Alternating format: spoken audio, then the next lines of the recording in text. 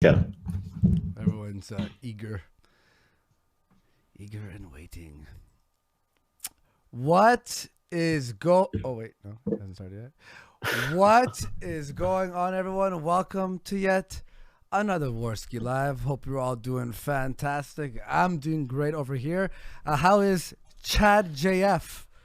As you were calling yourself yesterday. I watched your show yesterday, calling yourself Chad for literally 99% of the show. Andy, how else would you define Chad when I can drop a sentence that lasts about 30 seconds and it can create 2 hours of content on the community? That's what I call super Chad. Okay, I have to. Okay, I wanna. Let me just fix the chat here. I want to first of all, before we start, this has been asked for a few shows now. Mr. Thundero, official IBS umpire, $10 says reward for finally turning off that motherfucking filter. Because the filter, everyone, you're now free. Free to say all the things you'd like to say. Now we're going to be seeing a much more interesting chat today. Ooh. That's the first breaking news. Second thing is, yesterday, you thought that Tonka was in my ear trying to get you fired. That's not what happened at all. Misrepresentation. Did I say that he was trying to get me fired? Yeah. I said I imitated Tonka and I said, Mr. Andy, let me try to suggest to you, without explicitly saying that I want JF fired, that you may want to reconsider your emotional relationship. I was clearly being satirical. That being said, that is a true statement, what I said, which is Tonka was trying to undermine the emotional relations between you and I. Yeah, and I don't do it, Tonka. Don't get into between me and Andy. You understand? He was just saying he was like, should it was the whole question? Should JF have kicked off Ralph Retort? That was the entire thing. But he loves our show. He loves our dynamic. He watched our show the other night. He's like, you guys have to keep going. He was just giving criticism essentially. So that's all he was doing. The only fact that this move is still being talked about today guarantees to me that it was the right decision. I create memes. I'm the importer of memes on the internet. You want to import a meme on the internet? You pay the tax, Tonka. You pay me some of your super chats. Andy Handsome, $5. Andy, did you know that pineapples come from the small island of the Pinelpolis? The Pinelpolis? Is that an island? I don't know. Halsey, do you know? House Jew in the house. I think you're pronouncing whatever it is wrong. So I don't know. Well, that's obvious. I mean, we could start there. We could start with the most obvious. Thanks, Halsey. You know what? I was rooting for you tonight, but now I hope you lose.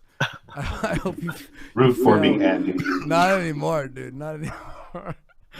But that's what happened in the morning. Anyway, JF, before we introduce everyone. Andy, it is April 24th. IDs and Data WordPress.com publishes The Jewish Question, an empirical examination, a very in-depth look at what we know about Jewish representation and Jewish opinions in America. Trump is poised for the major makeover of liberal Ninth Circuit Court, which, if Trump gets his way, could become entirely conservative. And Tonka misrepresents my statement and lies about me, claiming that I listened to a recording which I stated many times on the public space I've not listened to. Tonka, stop lying and come here on Thursday. Let's talk about YouTube business. You are watching Warski Live. I invited them on Thursday already. They say they're gonna come. Failure and Tonka, the IBS boys, and we have to hash this out, iron it out. Or do you think it will end in a miserable fight as it usually does? You mean tonight or Thursday? No, on Thursday. I know tonight's gonna end up miserable anyway, but. Well, Thursday we're going to have Ben from the Drunken Peasants. We might have people from the community. We're going to talk about YouTube business, how it evolved across the years. Ben came from being a pot smoker to being a great YouTube personality. It's going to be interesting. I don't think it will be a fight, unless Tonka wants. And before, no, it's not going to be a fight. Also, the one last thing I want to talk before we continue on with this battle is I have been invited by drunken peasants to go on the 30th to talk to what's his face. Hi, I think I'm real. Half hair. That he. So what? 2 months ago, he made a video about me. I wanted to talk to him for months on end. I've called him out to battle. He's ignored me, right? For 2 months. Now that, that video has fizzled out and he's become, he's fizzling out. He wants to now reignite the drama between me and him by having me on Drunken Peasants. And I'm thinking, do I do it and just call him a piece of human shit as he is and call him just a crybaby for not liking? Here's our argument. Oh, you don't like my show? All right, well, watch something else or try and find some good in it if you really want to watch it that much. But JF, like, so I'm just sick of having this is IBS a good fucking show? It's just same fucking argument over and over, and it's tiring. JF, what do you think I should do? An audience, what do you think I should do? I really like your approach. It is cruel. It is fun. I love it. I think you should totally reject them. I want to be clear because you're being kind there. You're saying, oh, maybe I'll go. Maybe I'll be kind with him. When I say you're dead to me, I will continue the rest of my life without caring. And so people like Aaron, make sure that you betray me when you're ready to betray me and when you're ready for me to get out of your life. Because you betray Papa JF just once. Mm-hmm. Papa JF is extremely generous. But once you betray me, I don't go back. Yeah. Well, that's the thing is, Jeff, I was hyped to talk to him for like a month, right? I was calling him out. It was relevant. It was this. And then 2 months later, they're like, oh, we're going to set up this debate between you and him. And I'm like, he stinks. I don't follow him anymore. I don't care. It's going to be me going in there, like, just be like, yeah, fuck you. I don't, okay, or you don't like me? Fine. Like, I mean, it'd be cool if you liked me. I mean, it's better to have positivity than negativity. But at this point, I'm all tuckered out on this. Is what this is worth it? Oh, you're putting alt-right people on your show. Who cares?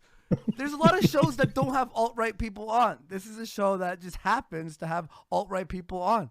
Imagine, I was hyped to fucking battle him. Everyone in the chat is saying I should ignore. I was thinking about ignoring. I said this on Kumite today because I don't want to give him the fire that will reignite him into relevance when he's ignored me for 2 months, made a video about me, has been obsessing over me, but now I have to, okay, let me get my black book out and schedule I'm hitting the gym up now. Been hitting up the gym. I have shows here. I'm on Kumite, on other shows sometimes. And then, oh my God, surprise, surprise. I hang out with my girlfriend and I bang her. And then I see my family. I go, hi, family. Oh, Andy, you've been influenced by my yesterday's video. I love you want to deploy your child image on the internet. I was watching what you said. By the way, JF's show yesterday was fantastic. Fantastic hour and 16-minute listen through while I was playing some Gran Turismo. And you fucked up Karen Strawn. You made you keep saying her name wrong though. You say straw on, it's Strawn. Karen. I personally like the way I pronunciate it. I think it elevates it. Anyway, with that being said, I'll talk to Paul's ego. I'm talking to tomorrow actually on Kumite. He wants to call me out for something I did in 2016. Oh my God. These fucking drunken peasants are actually drunk. I thought it was a fucking joke. Yeah, but I'm gonna do it because I like Paul's ego anyway. And then yeah. So anyway, without further ado, let's talk about who we have on this show today. Andy, you will have to do these things because I'm part of the debate tonight. Okay. So you no, handle it. I wanted to. I wanted to see what you would say if you had anything to say. If you were gonna start out with anything like, "Yo, fuck you, Halsey. You're gonna suck it." Like if you want to throw any trash talk before we start, you know. You know what? This is the first time Halsey comes into a debate and he doesn't like threaten someone with a throwing axe or threaten with some weapon of some kind. I think this guy respects me and loves me. Yeah. Okay. So let's start with Halsey since I already introduced you. It's gonna be JF versus. All right. Hang on. We'll start with JF and Frame Game. What's up, man? What's up, man? So I guess, do you want me to do my opening statement here, or do you want me to just kind of let folks know where to find me? First, we'll just I prepared a little. Let's start with who you are and all that. Yeah. Yeah, you can find me on YouTube and on Twitter. Like where to find me. We can go around with the introductions, and I'll do my statement in a minute here. Yep. And since we were in a rush situation, I'm adding all the links right now after the introductions here. And then versus JF and Frame Game, we've got our house Jew. What's up, Halsey? How you doing? I am Halsey. Oh no, he's got the echo. He's got the echo with him. Halsey's going all out. Yeah, gotta respect that. Halsey, no introduction needed for you, Halsey. We'll do your opening statement a bit later. Halsey also brought for his side the John Macintyre. What's up, John Macintyre? Hey, how you doing? Not bad. So I don't have an elaborate statement prepared, but the long and the short of it is I go by Laughing Man OX on YouTube, but yeah. I'm going to be adding all the links again after this, so you'll be able to check him out. Now, let's talk about the core of this debate. I think you were saying there's going to be two main questions. Is that what you were saying before we started the show? Who had that idea? I had that idea, and I would leave it to the rest of the room, like in what order they want to approach these questions, or if they have a different way to approach it. But the questions I see that are relevant is the conventional wisdom on the JQ correct, and to what extent is it? And the second question is this issue sort of being worth being talked about for the sake of persuading people to accept certain ideas on white identity, race realism, and the like? And JF, so I don't know. What are your thoughts on that? Hey, JF, what do you think about that? And I think we lost him. No, you know what? That sounds better, actually. It improves the stream. Oh, fuck you, Andy. Fuck you, because this was a pretty good joke. And normally I have a reply to your jokes to just demean you further, but it was you a chatted good one. me up for today, man. You chatted me up. Go ahead. Okay, so yeah, today we will talk. Yeah, I'm totally fine with the question of is the conventional knowledge of the alt-right about Jews correct. I think that what was published today on idsandData.wordpress.com, which will be a video probably published tomorrow by Sean Last, is extensively describing that, yes, it's demonstrating that most of what we say about Jews ends up being supported by empirical data. And then we can move on to the question, should white nationalists care about that? If there is a difference between Jews and Gentiles, is it important for white nationalists? My answer to this question also being yes. I see. So maybe we can start with the introductory statement of Frame Games and then move to the other side. Yeah, thanks. So, Andy, just so you know, Halsey is not the only house Jew in the house. There's room for two tonight. All right, we have another house Jew joining us. So to anyone who's just is like, yo, this is only an alt-right show, blah, blah, blah. It's like they got two house Jews. Let's keep bringing in the Jews. Therefore, we can tell them to fuck right off. Isn't that right, Fred? Yeah, that's right. Well, it's going to be internet love sports tonight on that front. So let me just start out by saying this so that the audience understands who I am, how I got here, and my take on the two questions before us. So I'm a Jewish attorney. I spent 10 years in Hebrew school and was bar mitzvahed, and then another 2 years in Hebrew school and was confirmed. I grew up in a Jewish family, in a Jewish neighborhood, with Jewish friends, and I spent every Friday with my Jewish Shabbat club. I am proud of my Jewish heritage. I'm proud of Jewish contributions to Western society, of Jewish doctors, dentists, accountants, and more cautiously, Jewish lawyers. I'm proud of Jewish achievements in science, in cyber technology, in music and the arts, and in breakthrough discoveries like quantum physics. But I am here tonight for a reason, and that is that I want a world for my grandkids, a world that will survive beyond me. And on the day I die, America will be 30% white. According to demographic trends, just 30% of America will be white when I die. Zimbabwe, Rhodesia, South Africa, Haiti, Detroit, Baltimore, St. Louis, and Venezuela, these were all places that witnessed what happens when Europeans become a 30% minority. They go from prosperous, or at least peaceful, to a unique combination of anarchy and despotism. Things do not automatically get better with time. Iran, Lebanon, and Venezuela used to be first world countries. Detroit, Baltimore, and St. Louis used to be first world cities. Authoritarian regimes and unchecked immigration are truly the destroyer of worlds. I'll wrap this up in a sec here, but I want to continue with the following. Our Western world is being destroyed by these two forces: authoritarian left-wing politics and mass third world immigration, SJWs and open borders. You put them together and you get racial communism. That is authoritarian left-wing political orthodoxy turbocharged by an eternally angry underclass, which comprises a voting majority and takes out its endless resentment and revenge against the shrinking white middle class, both in the voting booth through anti-European policies and in the streets through anti-European intimidation or violence. We're talking about the JQ tonight because the role of Jewish political power in this changing America is absolutely massive. So massive that I do not believe America can avoid its coming South Africa moment until one of two things happen: organized Jewry changes, or the great masses of people change their relationship with organized Jewry. I volunteered as tribute for tonight's topic, Should We Talk About Jewish Influence, because organized Jewry is not changing, and it's not going to change until pressure forces it to. I say what I say about organized Jewish political structures with hope and with love, but also with complete and resolute firmness. You can only make change the same way you make diamonds: pressure. And it is well past time that Jewish groups experienced this transformative force.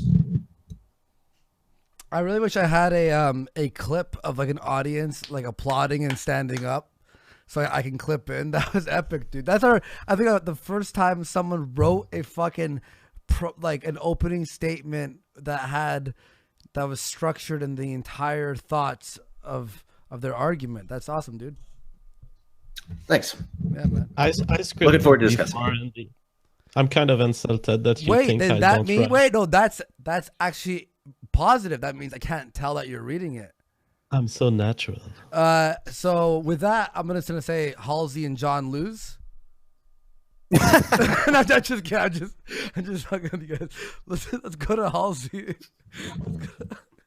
No problem. I listened to what Frame Game said, and Frame Game and me have been, I would say, as close to friends as you can be on an online sphere in terms of respecting each other's opinions. And I think that Frame Game has an idea of what's going on, but I think that he's missing the point. And I think that the things that he wants to do is he's picking the wrong target. And in doing so, I'm going to use a lot of evidence tonight to show him that I'm right and to show him that an enemy is clearly defined.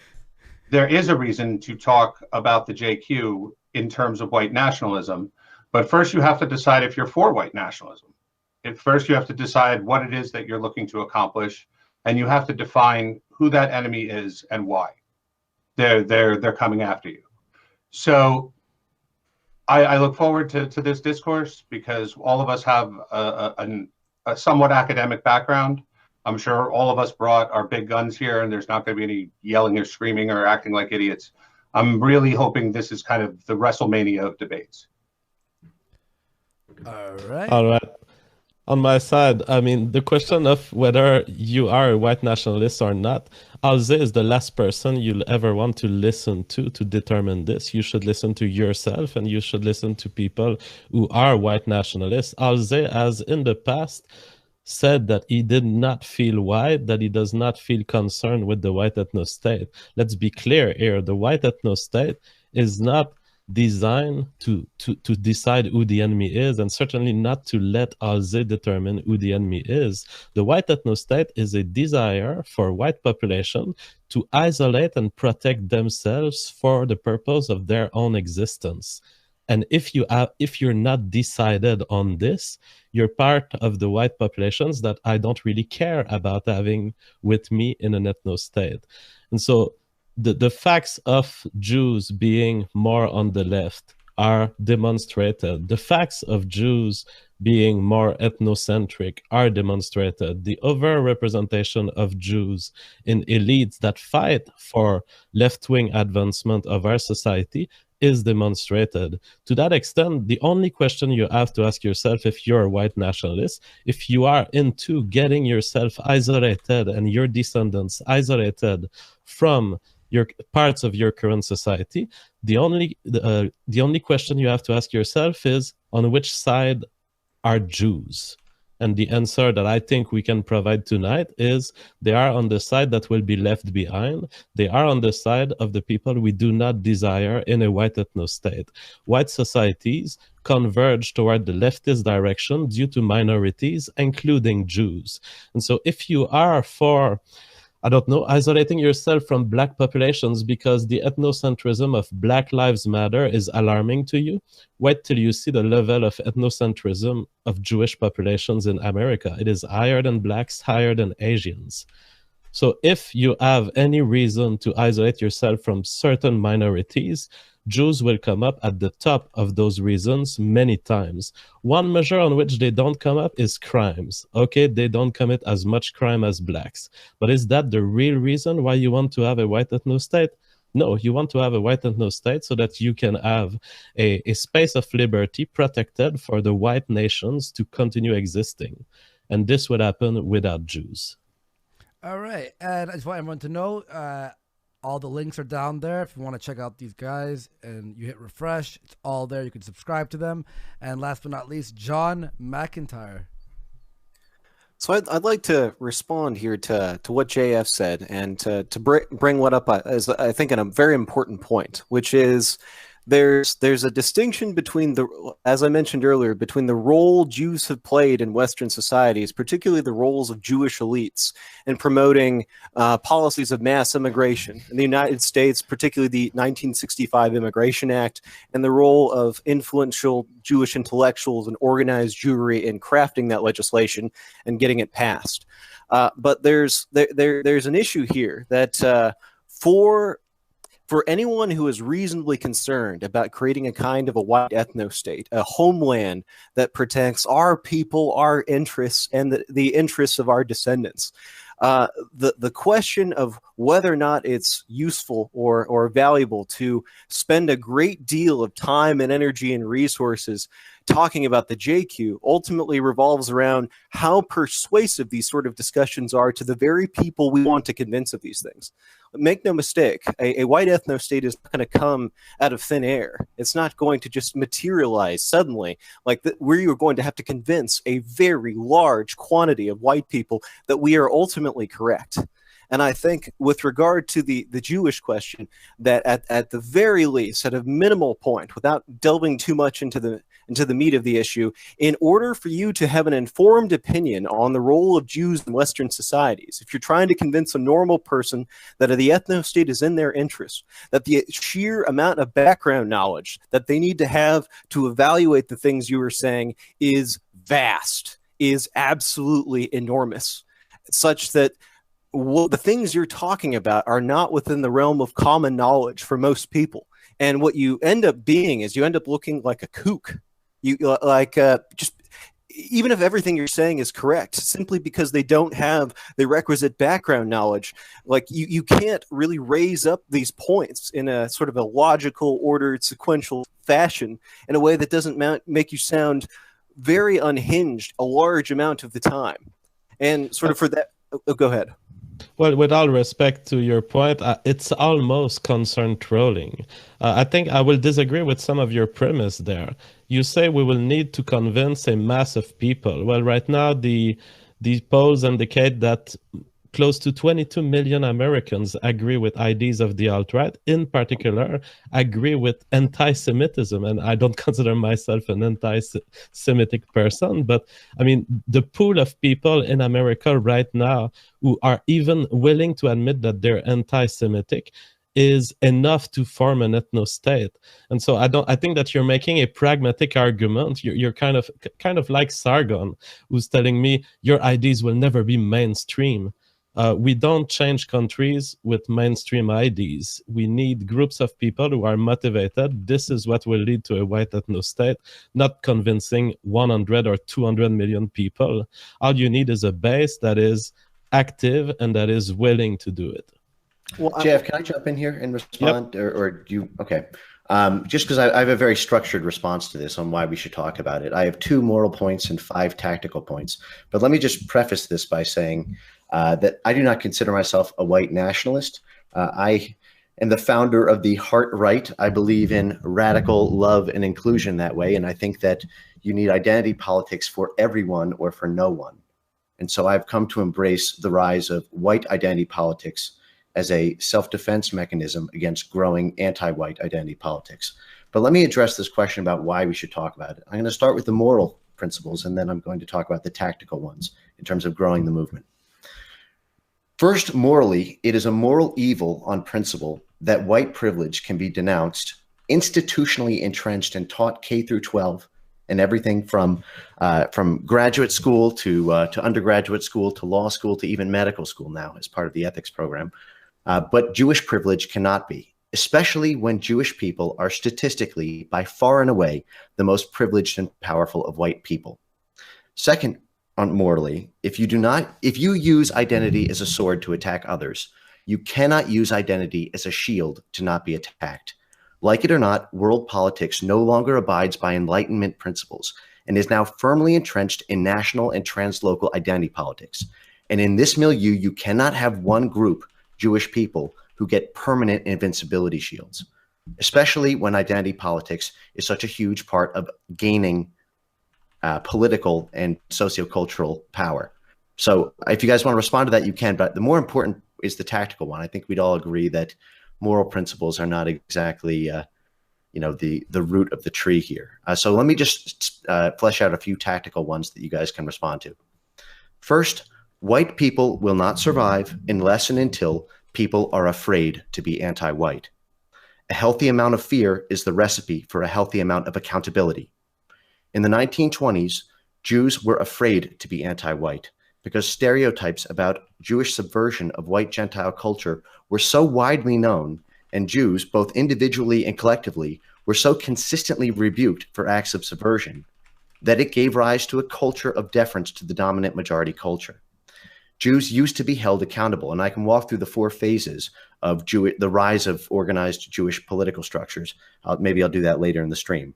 But today, mainstream Jews can openly call for the destruction of white Gentile culture and spit on it in every conceivable way, but they are protected from all critique and accountability because they are Jewish. This is especially dangerous when you factor in the organized aspect of the Jewish and Israel lobby.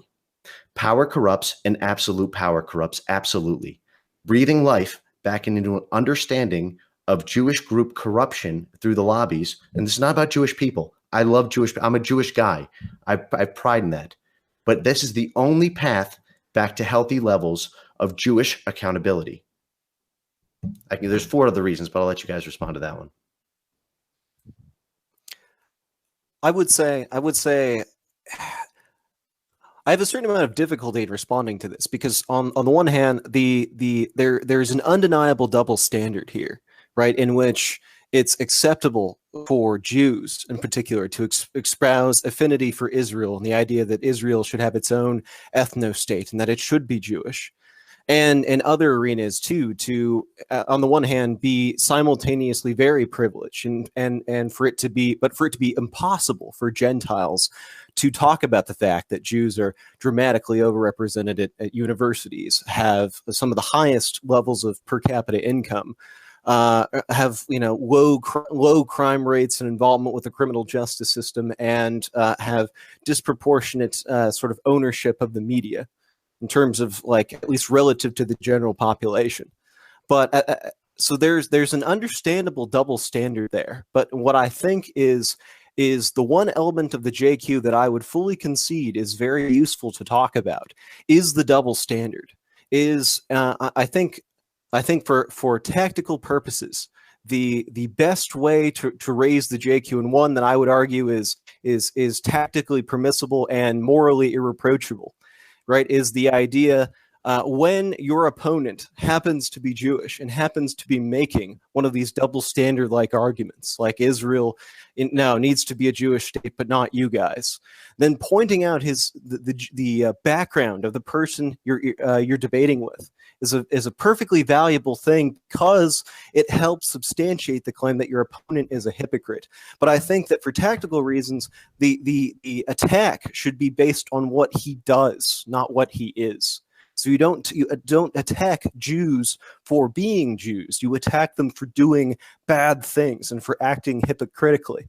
And I think that, like, to the extent that it is valuable for tactical reasons to talk about the JQ, that in particular the double standard element in our society, which I would never deny is fully a real thing, I think that is where our efforts should really center around.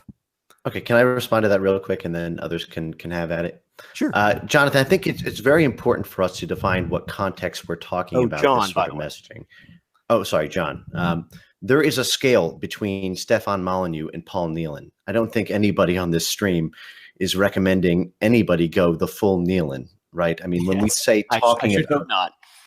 Right. And there are, in different contexts, you can talk about different aspects of Jewish influence. I don't think I'm not advocating demonizing. What I'm advocating is awareness, and I can get to why that matters so much tactically. Let me just do a quick cursory overview, and then you guys can jump in.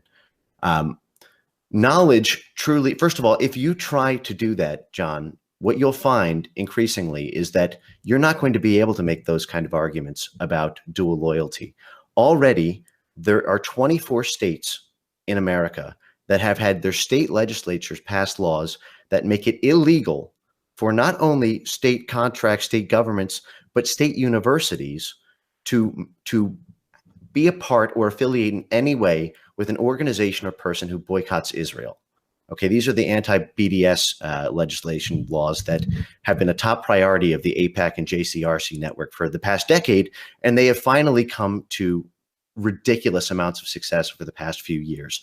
And in fact, there's a bill before Congress right now, which is Bill S-720, which currently has 47 senators who have their signature on it, which makes it illegal to boycott Israel, point blank period, if you're engaging in interstate commerce. And I will tell you, as an attorney, after the Wickard versus Filburn decision, interstate commerce means anything. We're doing interstate commerce right now. If you think that what little you can talk about with respect to Jewish influence currently is going to survive in the artificial intelligence hate speech era, you're out of your mind. Okay, it is already considered anti-Semitic to support Palestinians through the BDS movement. If you boycott Israel, that is now successfully in the past 2 years, because of the role of the power of this lobby, that has been deemed anti-Semitic. You are going to get squeezed into a smaller and smaller corner, while you are losing more and more of the demographic electorate until you are completely powerless and you get South Africa'd. So let me suggest, I want to suggest a better alternative, but I don't think Halsey's gotten a chance to speak yet, and I'm sure he has some things to say. So let me cede the floor and come back to it. Sure. I mean, I think the real issue is that you said yourself that you don't consider yourself a white nationalist. And I know John and JF do. I don't know how Andy feels on the topic, but I consider myself a white nationalist, because the only thing that can save my country, America, is a strong. What happened? Well, you're a white nationalist. That sounds fine to me. No, Wait a minute. no. I'm just. It's not how he sounds. Sorry, my bad. What Andy, the sound since said. since the last stream, Andy has converted to wood chipper nationalism. Oh boy. Yeah, no. So you're a white nationalist. Sorry, that's a shock to me because what JF said earlier. Let me finish what I was saying. No, Halsey, fuck off. No, Oh, I'm just kidding. Go ahead. I'm just trying to piss. I love bothering you. Sorry, go ahead. I know you That make is me what I sound call like a a low pervert IQ. whenever I'm saying hi to a friend of mine. I'm like sending Aiden messages on Twitter. I'm like, I didn't actually write it like that. I was just saying that you look really good. I've never seen you live before. And then he's like, Aiden, you're so gorgeous, and and I wind up sounding like a complete asshole. I didn't say it like. Oh, you said it like that. You were creepy. I sent you a super chat. You were the one who read it. Yeah. It sounded like you were undressing her with your eyes. No, I've just never seen her before. We've been friends for over a year, and I had no idea what she looked like. All right. I was just telling her that, wow, she looked really good. I hadn't seen her before. When I hear Chad, I know when I hear Chad. Okay. I stand by the sexual attraction of Halsey toward Aiden Paradon. Yeah, me too. I stand by it too. Cheers. Okay. We'll debate that later. But let me go back to what I was saying. In saying that I'm a white nationalist, I don't mean that I want a white ethno-state to be born so that I can live there. I don't want to. I have no interest in living in a white nationalist country because I don't define myself by whiteness. I define myself by my Judaism. I want my kids to be able to go to Jewish schools and be happy going to Jewish schools and be raised with Jewish pride. If that happens to be in Israel, that's fine. But I'm an American nationalist. And without a strong white nationalist base on my borders, I'm done. I have no power to take on the left. The left are strong, they're united, and there's a lot of them. And yeah, we should be talking about the JQ because we should be defining what Jews are and who our allies are and who they're not. If you look at Hungary, if you look at Poland, those are the best friends of Israel. Why? Because they have a common goal of preserving their people. I think a white ethno-state on my borders would be the most excellent way to show that nationalism works, that it can be integrated with the world, and that it doesn't have to be all about tyranny and horribleness, and it can actually help me save America, which I want to be separate. You just leveled up. JF, he's come a long way since we... Well, Andy, this is subversion. This is one of the problems. Halsey thinks that his opinion as an individual counts. It doesn't. When we talk about the JQ, the problem is that most Jews don't think like Halsey. So most Jews are against white nationalism. Most Jews are for immigration, and so most Jews are willing to take political stances that are contrary to the interest of white nationalists. If all Jews were like Halsey, we wouldn't even have to talk to them. They would be potential allies at the moment of creation of the white ethno-state, and they could live at our borders. But the fact that Jews are different from Halsey is the problem. What Halsey doesn't seem to understand is that the left that he is so scared about has large support within Jewish populations. And I want to illustrate this case because it was mentioned earlier. Frame Game has talked about the progression in history. Here we have the progression in history between 1916 to 2016 of Jewish vote. And that's again from idsandData.wordpress.com. You can see that the Jews voting, this is a Jewish vote, and the blue line is the Democrat vote. Jews started pretty equal to voting Republican back in 1920. However, starting at 1928, they started being overly leftist in their voting pattern. And this is continued up to this day. So the enemy that Halsey is fighting, believe it or not, Halsey, are Jewish people. Jewish people are part of the minorities that are dragging this country in the direction you don't want it to go. And you think what he's doing, the subversion tactic, is by sort of saying, well, look how I think.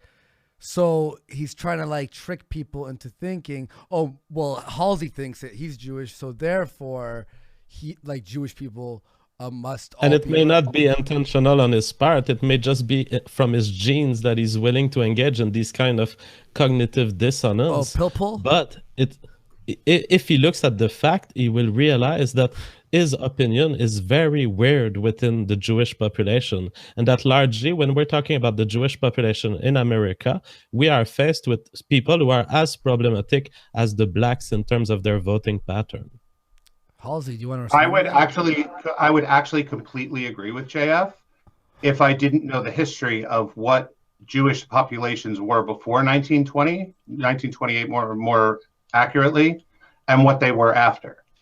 And what you have after is a birth of a new movement that was not organized against white people. It was organized against Jews, religious Jews, traditional Jews, people who believed that Judaism was one thing and one thing only. It was governed by the Torah and the Talmud, and that it was there to practice the commandments as they were issued by God.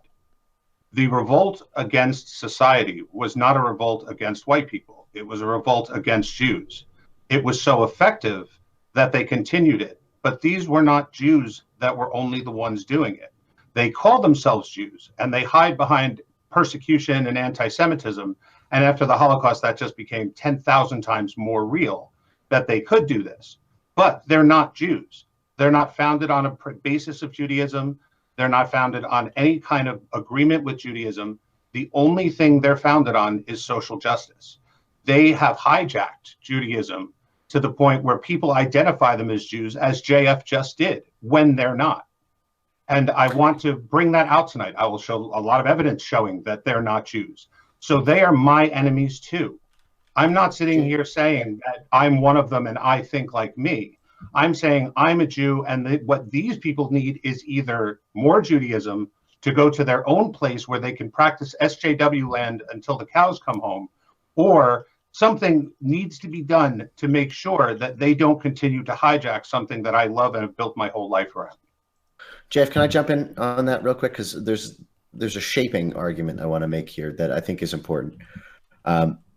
There is the problem, Halsey, as I see it, is that whether or not we consider them to be real Jews or not, they are organized as Jews and as part of the larger superstructure of the Jewish Agency, AIPAC, JCRCs, the Jewish Federations, ADL, United Israel Appeal. I mean, I can go on and on. There are tens of thousands of them, and they comprise hundreds of billions of dollars when you consider the aggregated amount, plus all the mega donor money, which comprises 70% of the top political donors, of the top 10 political donors for the DNC, and 80% of the top 10 political donors for the GOP.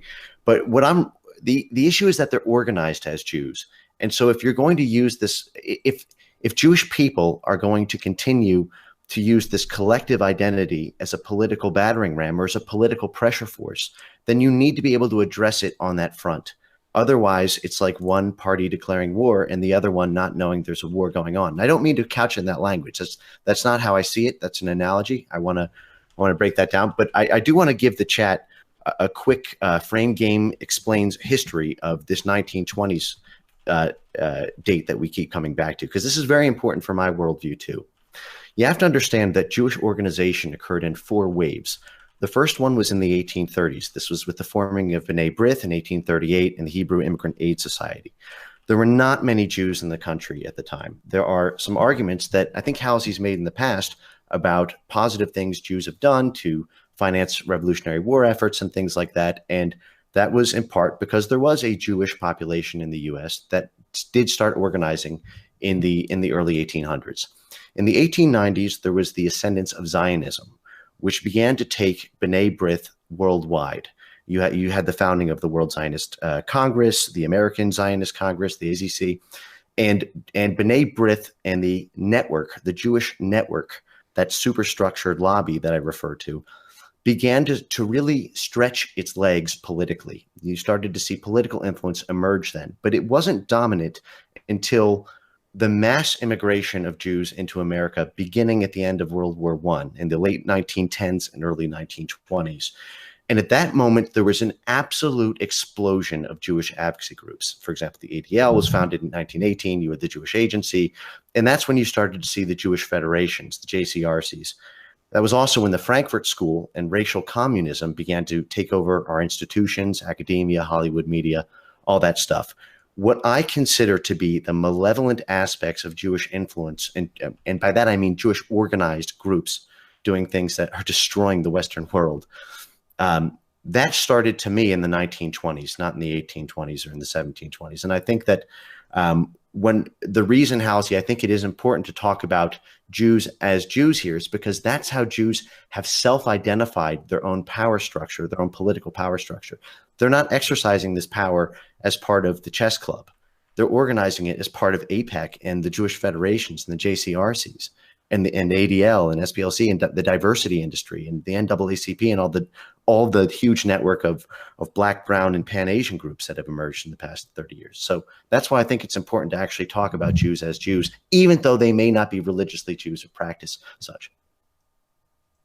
Yeah, I'll follow on Frame Game on what Frame Game is saying, and this was underlined by Adolf Hitler in Mein Kampf. He says, "Is not their very existence founded on one great lie, namely that they are a religious community, whereas in reality they are a race?" And I think this evokes what Halsey is saying here. He's saying, "Oh, these other Jews, they're not Jews." Well, I want to be clear. When I talk about the JQ, I'm not talking about the Jewish religion. I'm talking about the Jewish race and the problem associated with it. I don't care about the purity spiraling within that race. It's a problem independently from how you want to label them. I'd like to step in here for a second. So with regard, trying to address all the comments being made here, I think we need to talk about the pattern of Jewish immigration to the United States. Now it is true that from about the 1820s until about the early 1880s, there was Jewish immigration to the United States almost entirely from Germany and from Western Europe. As far back as about 1885, about 90% of Jews in the United States at that time were either a Western European or German origins.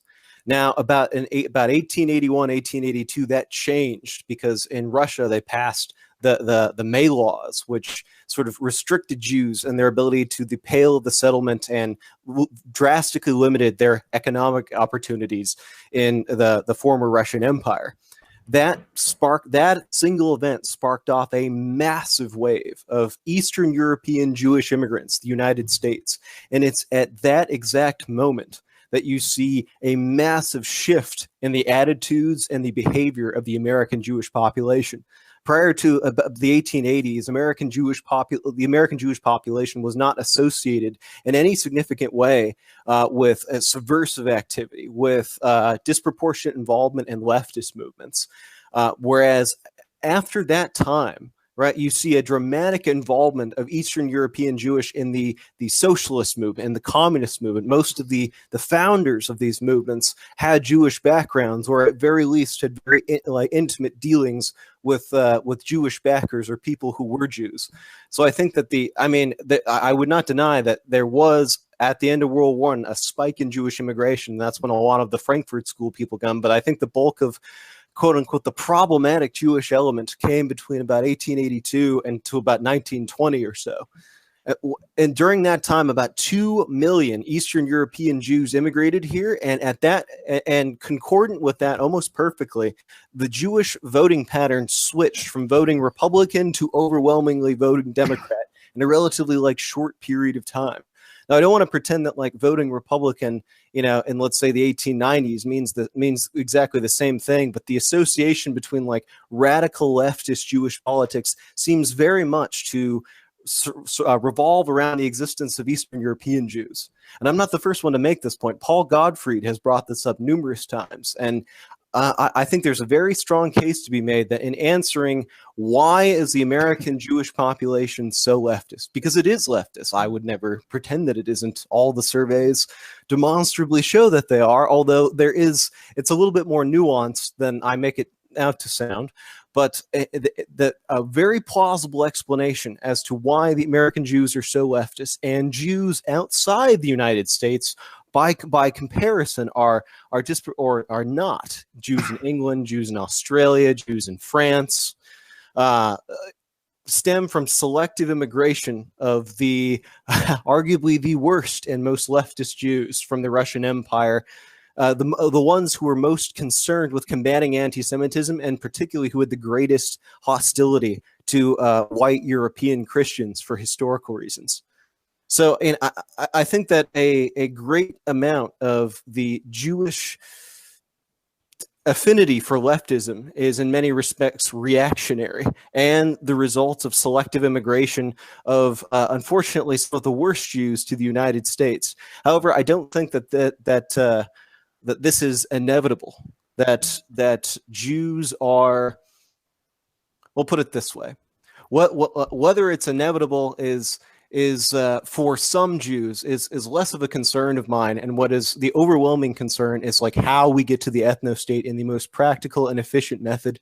As far as I'm concerned, if a Jewish person considers himself if we have no reason to doubt a Jewish person's sincerity or background or involvement in pro-white advocacy, that I don't think that their background should forestall cooperation. And I think that the kind of arguments that we need to focus on are those that actually succeed in persuading people. And to my knowledge, I have spoken to probably about 100 people in the movement over a number of years as to like what convinced them to pro-white advocacy. And I have probably heard about a single case where it was Jews, and even then it wasn't Jews. It was it was Jewish double standards, nationalism for me, but not for thee.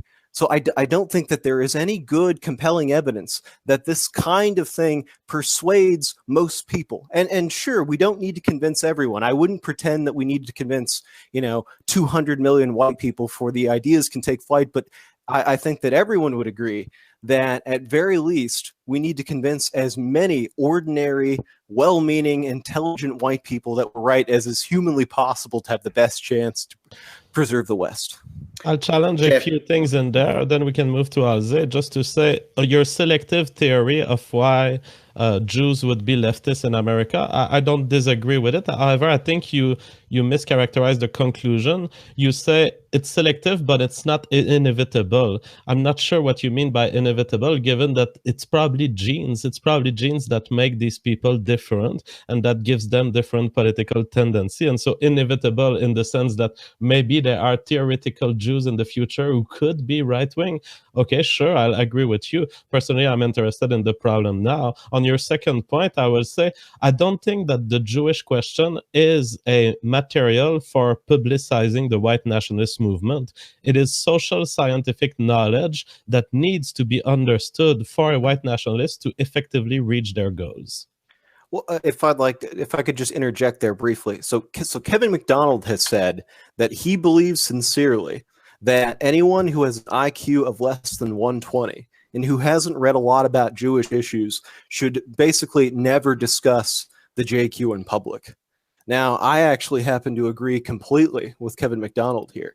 Well, I mean, I would qualify that in a few contexts. Like, I think if there's an instance of hypocrisy going on, that is perfectly legitimate to raise. But I would point out that about 91% of the white population has an IQ of less than 120, and about probably less than 1 in 4 have read a lot about Jewish issues. So, by Professor McDonald's own standards, he is, and I think rightly, concerned with. I wouldn't accuse anyone here of being like Paul Nealon or Heimbach or any of those ilk, but with what are regarded as these excessive devotion of energies to specifically Jewish questions in using unnuanced and untasteful language that sort of dissuades the very people that we want to convince. I'll say, as a public science educator who's dedicated my life to teaching stuff to people who are less intelligent than me, I fully disagree with Kevin McDonald's statement. Knowledge, if it is true, should be available to everyone. This is the sense of my whole involvement on YouTube, and I morally disagree with him, but I don't have anything. And in many ways, the lower IQ people can actually be much better messengers. They tend to think more with their limbic brain. They tend to be more present and less detached when they're saying it, and they can speak to the masses as your apostles and zealots, often in a way that big brain 130 IQers can't. But I really need to respond to John's point here. Do you mind if I jump in here, Jeff?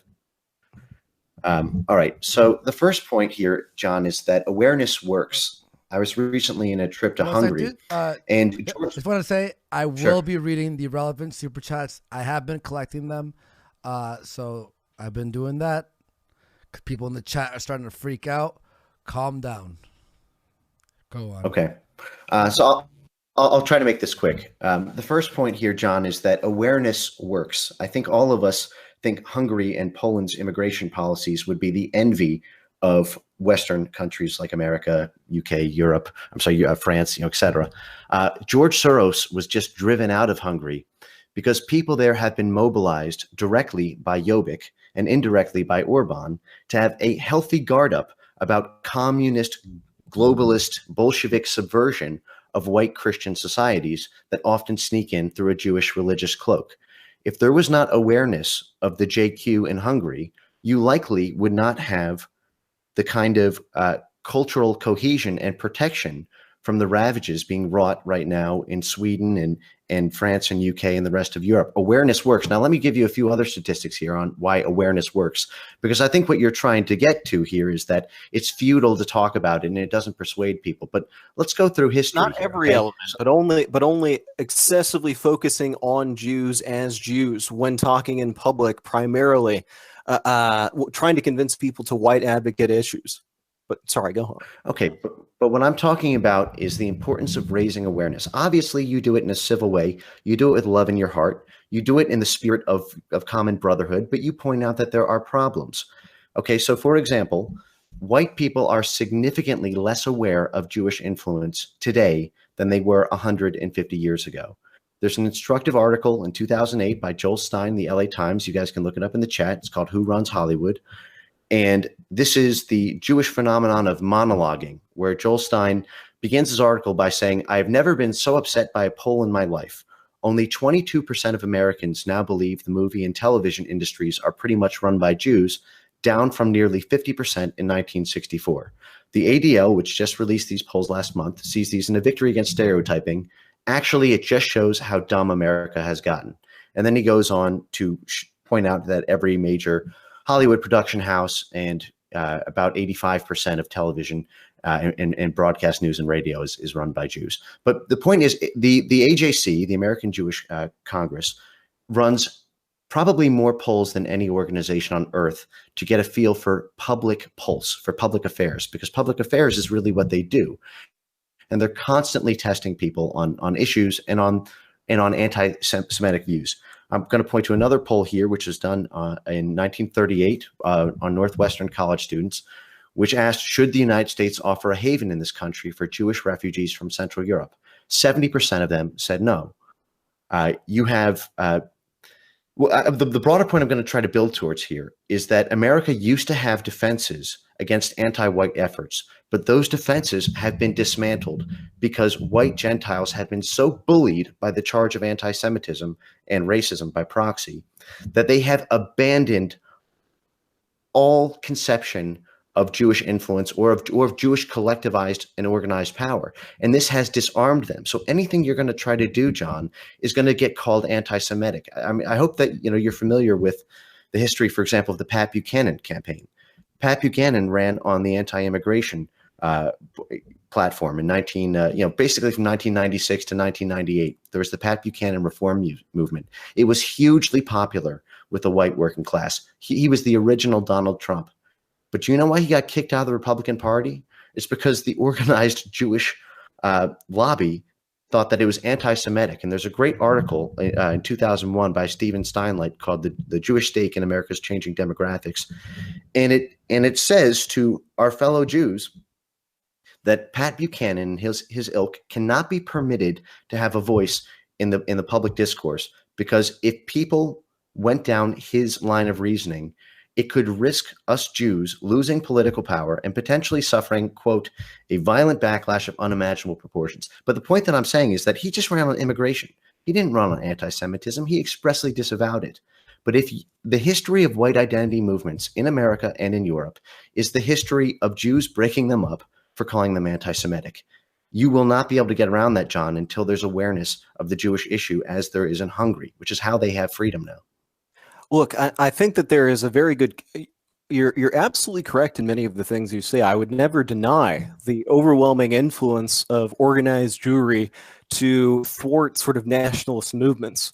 And this sort of makes the preoccupation that many nationalist movements you have with combating Jews as a completely reasonable and understandable response. But there's sort of another question here. Whether do you think that like Buchanan would have been more successful in his efforts had he pointed out sort of repeatedly or ad nauseum that his critics happen to have sort of a Jewish background? I don't think. No, I think that he would. I think that basically he would have been far more successful in attacking people for doing bad things. In this case, the kind of things that we don't want to see are globalist attitudes, or anti-white attitudes, or racial double standards. And look, people should be attacked regardless of who they are for advocating these things, and it should be pointed out relentlessly. I think the only situation in which it's really helpful to raise their Jewish background once you've already inoculated them against these poisons in our society, these poisonous double standards, these suicidal policies that you basically need to, how should I put it? Attack them for what they do, not who they are. That's the simplest point. There's there is one issue that I want to address first, and that's that we're talking about Jews here. We're talking about ethnic Jews. We're talking about genetic Jews. We're not just talking about the religion. And what I'm saying is that my answer to JF is that if you check the ethnicity of the vast majority of the Jews that are in what's called the Reform movement, which is, I think it's 80% or 85% of all American Jews aren't Jewish. They're not ethnically Jewish. They're not religiously Jewish. When those Jews, the communist ones that John was just talking about a little while ago, came over in the 20s, they introduced, the first thing they did was join the Reform movement and did away with matrilineal descent. They did away with keeping the bloodlines pure because they wanted to intermarry. Since then, the intermarriage rates have gone from 50% to 75%. Right now, the people that are joining this movement are using the term Jew in order to push social justice on people. It is not actually a Jewish thing. It is a social justice Marxist thing. And what I'm saying is it needs to be pointed out that these are not Jews. They are not ethnically Jewish. They are not religiously Jewish. The only thing they do is call themselves Jewish because it works. They do it so that they can influence society in a left-wing fashion towards Marxism, and they call themselves Jewish because they are the only ones that can't hide behind a skin color, a language barrier, or anything else. So what they do is they hide behind a Jewish background that stopped existing in the 20s for them and moved forward in a way where social justice defined who they are. If you looked at the ADL used to be called the Anti-Defamation League of the B'nai B'rith. The Anne Frank Center used to be called the Anne Frank Center. All of these things were geared towards Jewish community preventing anti-Semitism. They're all called now just the ADL, the Anne Frank Center for Openness and Tolerance. They're all shedding every bit of Judaism that they possibly can as quick as they can, but still retaining the ability to elicit some form of racist sympathy. So what I'm saying is those enemies are not Jews. I won't call them Jews because they're not, but they're hijacking what is important, which is families, which is religion, which are the things that bind white people together and bind Jews together and have created successful societies throughout history. I need to address 2 points here. First, John Macintyre, who says the only occasion where it is worth pointing that someone else is a Jew is if you feel some sort of hypocrisy in their attitude with respect to the attitude they would have for Israel, for example. I disagree with that. Jews are ethnocentric. They benefit from self-identification to the Jewish label. And to that extent, they must also be willing to take the negative aspects of this label. If they identify within them, there is no reason for leaving this a secret. I want to know when a public speaker whether he's a Jew or not. I want to know because I know that if he is, and if he claims being Jewish only in Jewish parties and Jewish families, he's going to benefit from the ethnocentrism aspect. And I want to know that he has that sort of interest. For me, that makes it worth it to point anyone who is Jewish on the public space. And as far as, well, the ethnocentrism of Jewish people is very well demonstrated scientifically. Again, I'm citing the same paper that came out today. The author says, this is evidence in favor of the next hypothesis I want to advance, that Jews have above average levels of ethnocentrism. And he quotes a series of studies. It is clear that Jews are more ethnocentric. And from that alone, to me, is a justification to identify them and name the Jew. As far as Halsey's point goes, you will notice how Halsey frames it. He says these people who you call Jews are not ethnically Jewish, they are not culturally Jewish, but there's something they are. They are genetically Jewish. They are distinct genetically from the white populations of America, such that if you have someone who has 2 Jewish grandparents out of 4, it's enough for a genetic test to identify them almost certainly. And these people share more genetic characteristic with Jews who are in the Middle East, with Jews who are in India, with Jews who are in Western Europe. They share more characteristics with them than 2 random people you would pick on the streets of New York. There is a difference. It is genetic, and that's worth knowing and mentioning. I'd like to interject there. So there, in terms of, most Ashkenazi Jews generally cluster with Eastern Europeans, if you look at sort of a PCA plot. But to the more fundamental point here is Jewish ethnocentrism, and to what extent are Jews ethnocentric? I think that there's a degree to which Jewish ethnocentrism has been overplayed. I wouldn't deny that there are certainly many cases of Jews displaying ethnocentric behavior, but at least the best evidence for Jewish ethnocentrism, or lack thereof, comes from the United States. And if you look at, there have been studies done by the General Social Survey that ask Jews, would you agree that most people are fair, are trustworthy, and are helpful? Now, it's worth pointing out that in the United States, the overwhelming majority of the population, 98%, are not Jewish. So we would expect an alienated ethnocentric minority group to give a response to these sorts of questions that are out of step with most whites. And in fact, this is not the case. They're actually more likely, or more equally likely than most white ethnic groups, but completely in step with the general population in terms of perceiving people as fair, helpful, and trustworthy.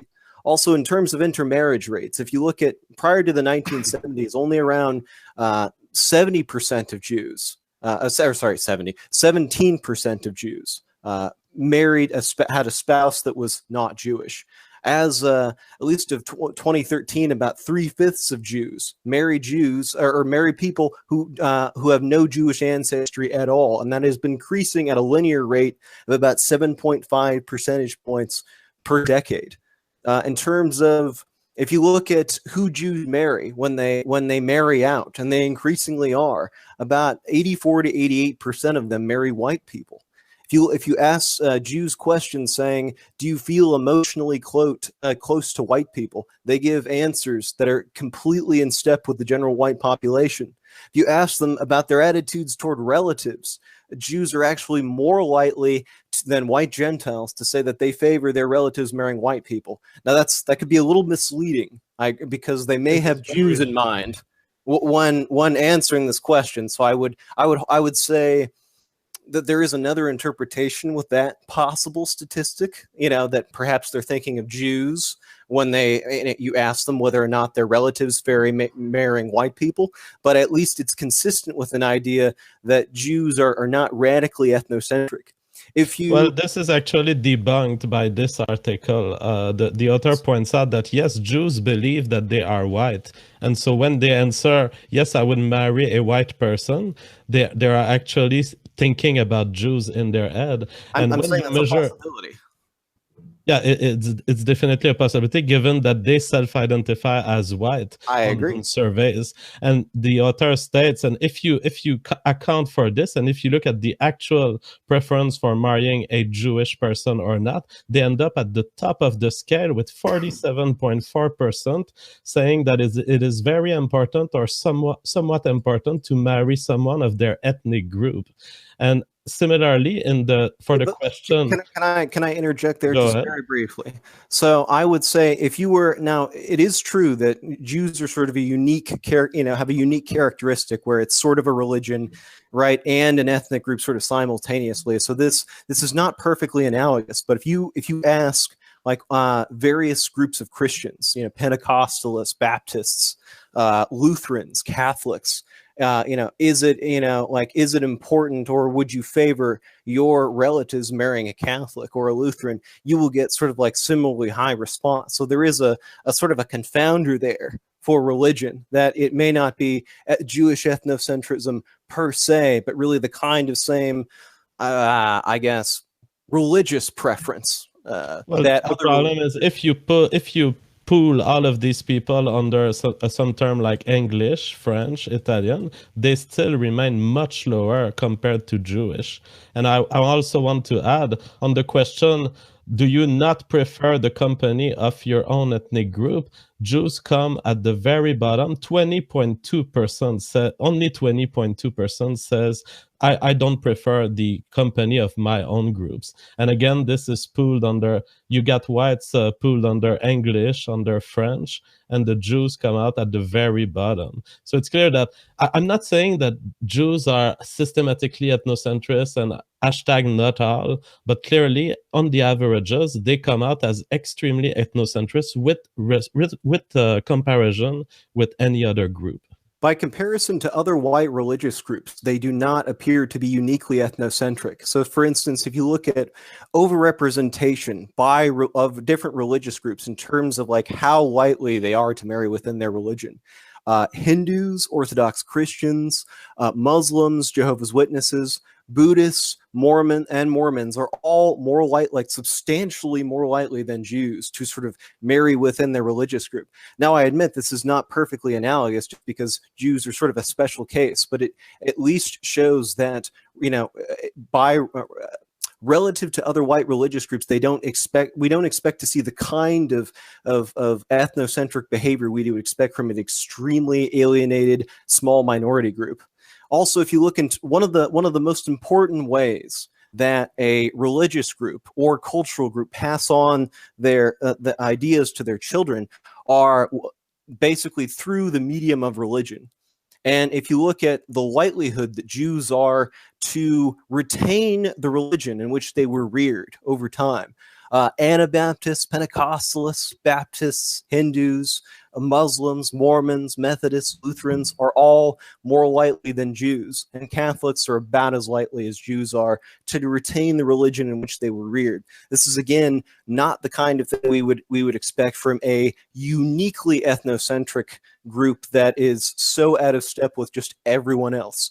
Now, I'm not saying there is probably some like modest ethnocentrism like in the Jewish population. I would not deny this, but like overall, I think it's the extent to which Jews, at least in the United States, where we have the best data, are ethnocentric is somewhat overplayed. Oh man. Well, the problem is that the argument is based on subdivisions of the white race, and yet taking all of the Jews within a single pool. There are many. In fact, it's the religion where there is the most people who would admit being somewhat atheist or doubting the existence of God. So again, we're jumping between the racial definition of Jew and the religious definition of Jew. Personally, as an ethno-state advocate, I like to care about the entire population and say, do these people cause a problem if they are in? And I do think that it is a problem if a group of people within an ethno-state as their first allegiance to another group, their first allegiance to a pan-national group of people. Look, yeah, okay. Can I jump in here? You mind, John? Sure. Because I'm going to piggyback on this. And then I'm next. Okay. So there's, in fact, why don't you jump in now, Halsey? Because I'll Go ahead. Okay. Go ahead. All right. when I hear your ideas, John, I think there's a point that you're missing here, in my opinion, and with all due respect, about the role of organization in all of this, which is that how you define ethnocentrism, sure, you can define it by intermarriage or outmarriage rates, but really the most effective way to define it is in terms of its power dynamics, which is in terms of its political structure, the organizations organizing around it. No matter how you want to try to splice the outmarriage rates, which I'm going to go to town on in a minute here, you're going to have a hard time denying the vast apparatus of organized Jewish political structures and sociocultural structures. No matter how much they may outmarry, they still, by and large, play active roles in their local JCRCs and Jewish federations, which means if you're going to run for city council in any major metropolis, you're going to need to be sanctioned by the local Jewish groups. All right. If you, like, for example, in the start, well, okay, I'm not going to hand myself. I want to address this outmarriage thing first, because this is a common refrain. And it's unfortunate because a lot of people aren't really steeped in the history of sort of Jewish fluctuations of in-marriage and out-marriage.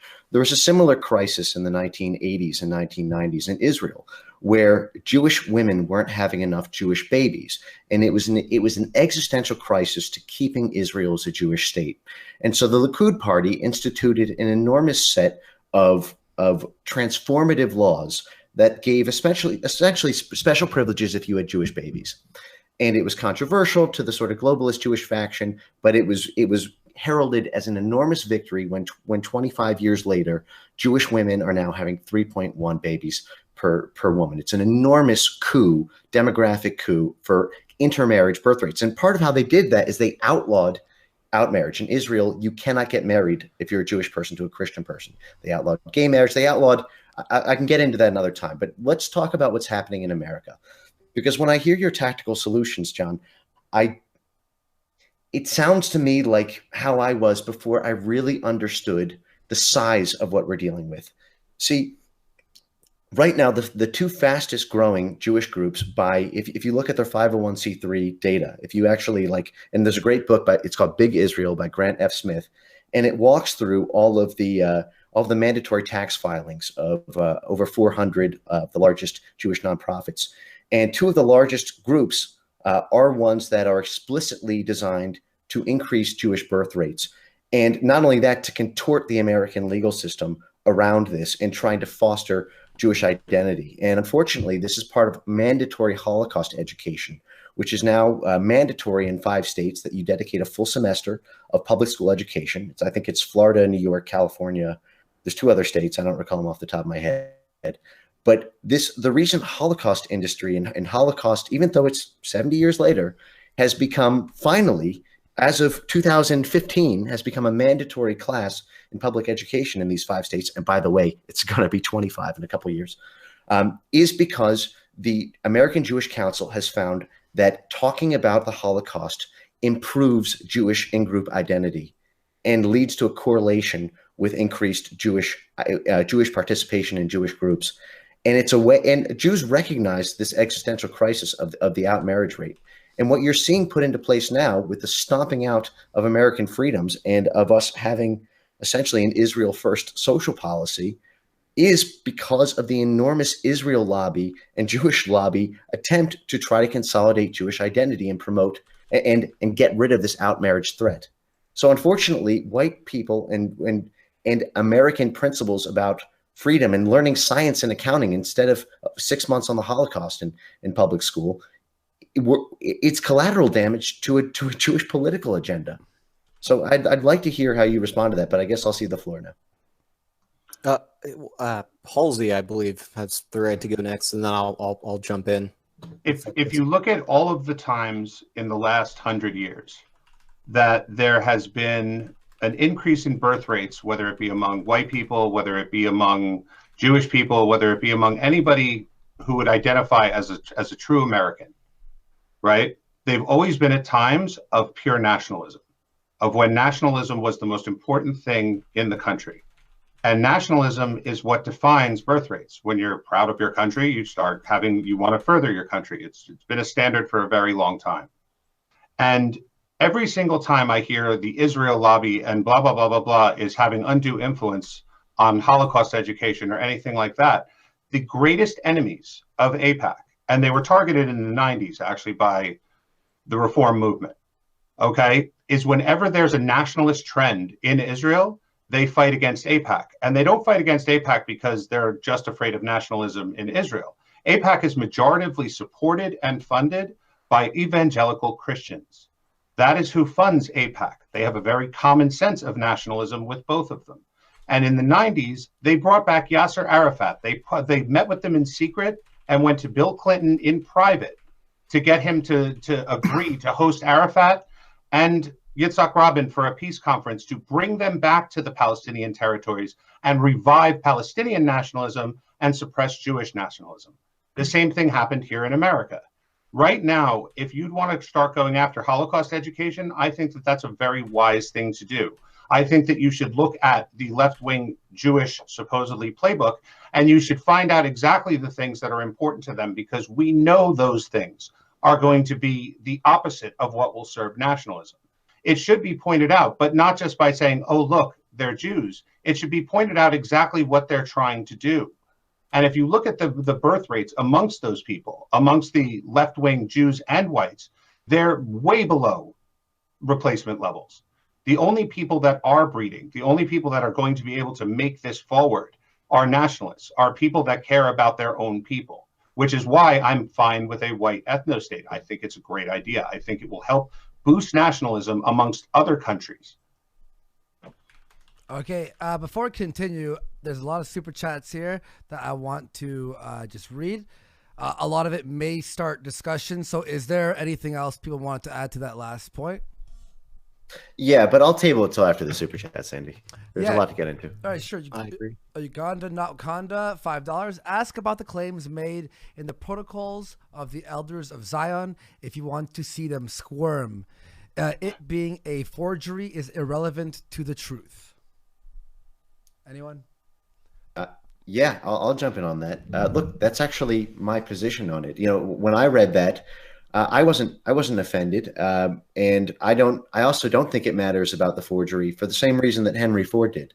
The truth or falsity is not the relevant thing to me. What's relevant is that it describes a phenomenon that 100 years later is accurate pretty much to a T in terms of what has actually happened in the relevant if you examine the tactical strategies of the organized Jewish lobbies in not just in America but all over Europe, Canada, and Australia, and you really couldn't script the playbook more specifically than in the protocols. Now, what I would take issue with is when you start using pejorative labels. I'm not in favor of demonizing, and you know, to the extent that the protocols are used as an instrument of demonization, I disagree with that. But it's like if someone told you, for example, exactly who you were going to be in 30 years. The thing told you your job, it told you your wife's name, told you how many kids you had, it told you, what illnesses you had. And then you pick up that book 30 years later and it turned out it was a forgery. Would you say, this book we shouldn't disregard this at all because who wrote it is up for debate? No, you'd say, well, at least what was true about the organizations present, and I think it was 1908 when the protocols are written, are still relevant today because this is exactly how Jewish groups are organized today. So I agree with that point, leaving out the pejorative aspect. All right, Pinochet Ball, $10. Yo, Frame, don't forget to mention the large land grabs and purchases before and during Sykes Picot with the specific intent of displacing Palestinians to make a way for Israel long before 1948. Oh, yeah. Well, I'm sure we'll get to that. That was the Zionist movement and Herzl. And that started in the 1980s with the World Zionist Congress and having $1 dues for Jews worldwide, which is actually what I recommend for indigenous Europeans. But we'll get to that. All right. Wake Up Mormons, $5. Henry Ford wrote The International Jew, the world's foremost problem about the subversion of Western culture in the 1920s. Everyone needs to read it. Have you seen that before? Yeah, I've read it. It's I mean, it's the same. It's basically the same as the protocols, except fleshed out in a real way. Henry Ford also ran with the Dearborn Independent, which was a widely circulated, newspaper that he basically used his vast car wealth. He dedicated the latter part of his life to trying to red pill the world on the Jewish question, and he was ultimately broken by the Jewish industry over that. So was Charles Lindbergh, but we can get all into that another time. All right, Marcus Halberstam, $10. International capital, with an echo, is behind both Bolshevism and capitalism. Could it be that only Hitler and Mussolini fought against that system, and that's why they're constantly lied about? Anyone's able to Who? answer I'm that. sorry. That was I'll that was Hitler and Mussolini. International. Yeah, I mean, I'm not going to capital touch the is- hit. No, you don't want to touch that. Look, I mean, well, hold on. Well, let me address it in the way that I can. Sure. Okay, because these things are very sensitive, and the internet is forever. What I would say is that there was a lot of financial pressure on Germany and on Italy, and one of the talking points that the Axis powers in World War II had was getting recusing themselves from the international finance system. And part of this was because the Weimar Republic was in such disarray in Germany, and a lot of that was attributed to debts, banking debts. And part of that was because of the Treaty of Versailles, but a large part of that was because there was this culture of usury, and there were a lot of things going wrong in the Weimar Republic culturally at the time, and it was perceived by those war leaders that freeing those countries from the international finance system would be a way of freeing them from their debts to other countries. And there's certainly evidence that the international banking system was mobilized on that basis and actually provided an enormous amount of funding to the UK, to France, and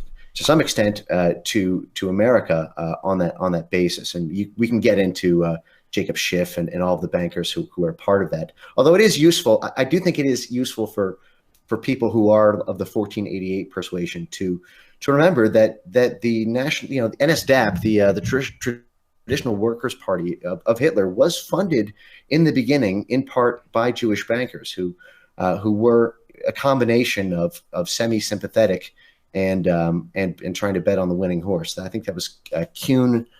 Not Kuhn and Lowe, but I forget the exact name of the banks. But there were two banks that actually played a pretty big role in the rise of the financing of the original traditional Workers' Party. So I love that people still group Hitler and Mussolini together as if they were of one mind. What's funny is that Mussolini made the argument ineffectively because he was a lot weaker than Hitler, that working with the Jewish community would lead them to a fascist utopia, whereas Hitler argued that fighting against them would bring nationalist pride and actually get them to conquer the world, so to say. And in the end, we know who was actually right. We know that Hitler decided to make Jewish persecution his main goal with the Jewish question in Europe, and he lost a world war. He brought the wrath of the entire world down on him. And if you want to think that was Jewish influence, there's really all the evidence is to the contrary.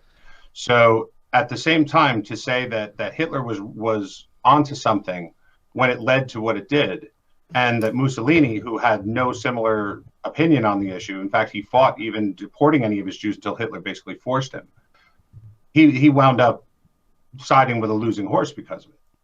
I will agree with the distinction that you do between Mussolini and Hitler, but to suggest that Hitler was wrong fundamentally because he lost World War II, I find is arguing by consequences, and it's pretty ridiculous.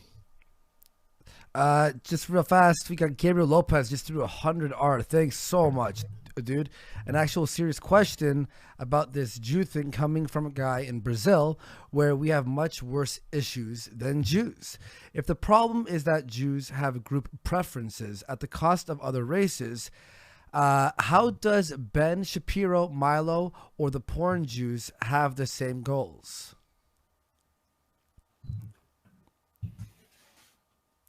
I'm reading the question here just to see. Read it again, please. I didn't understand. Yeah. Okay. Yeah. Okay. Sorry. So I'll reread that.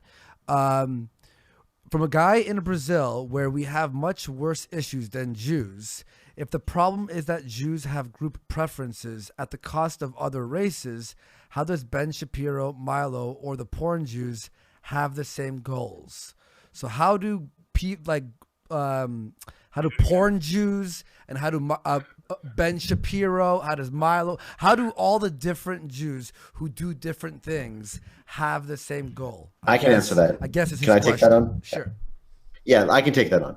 Okay, so there's a very instructive article written in 1920 by Winston Churchill.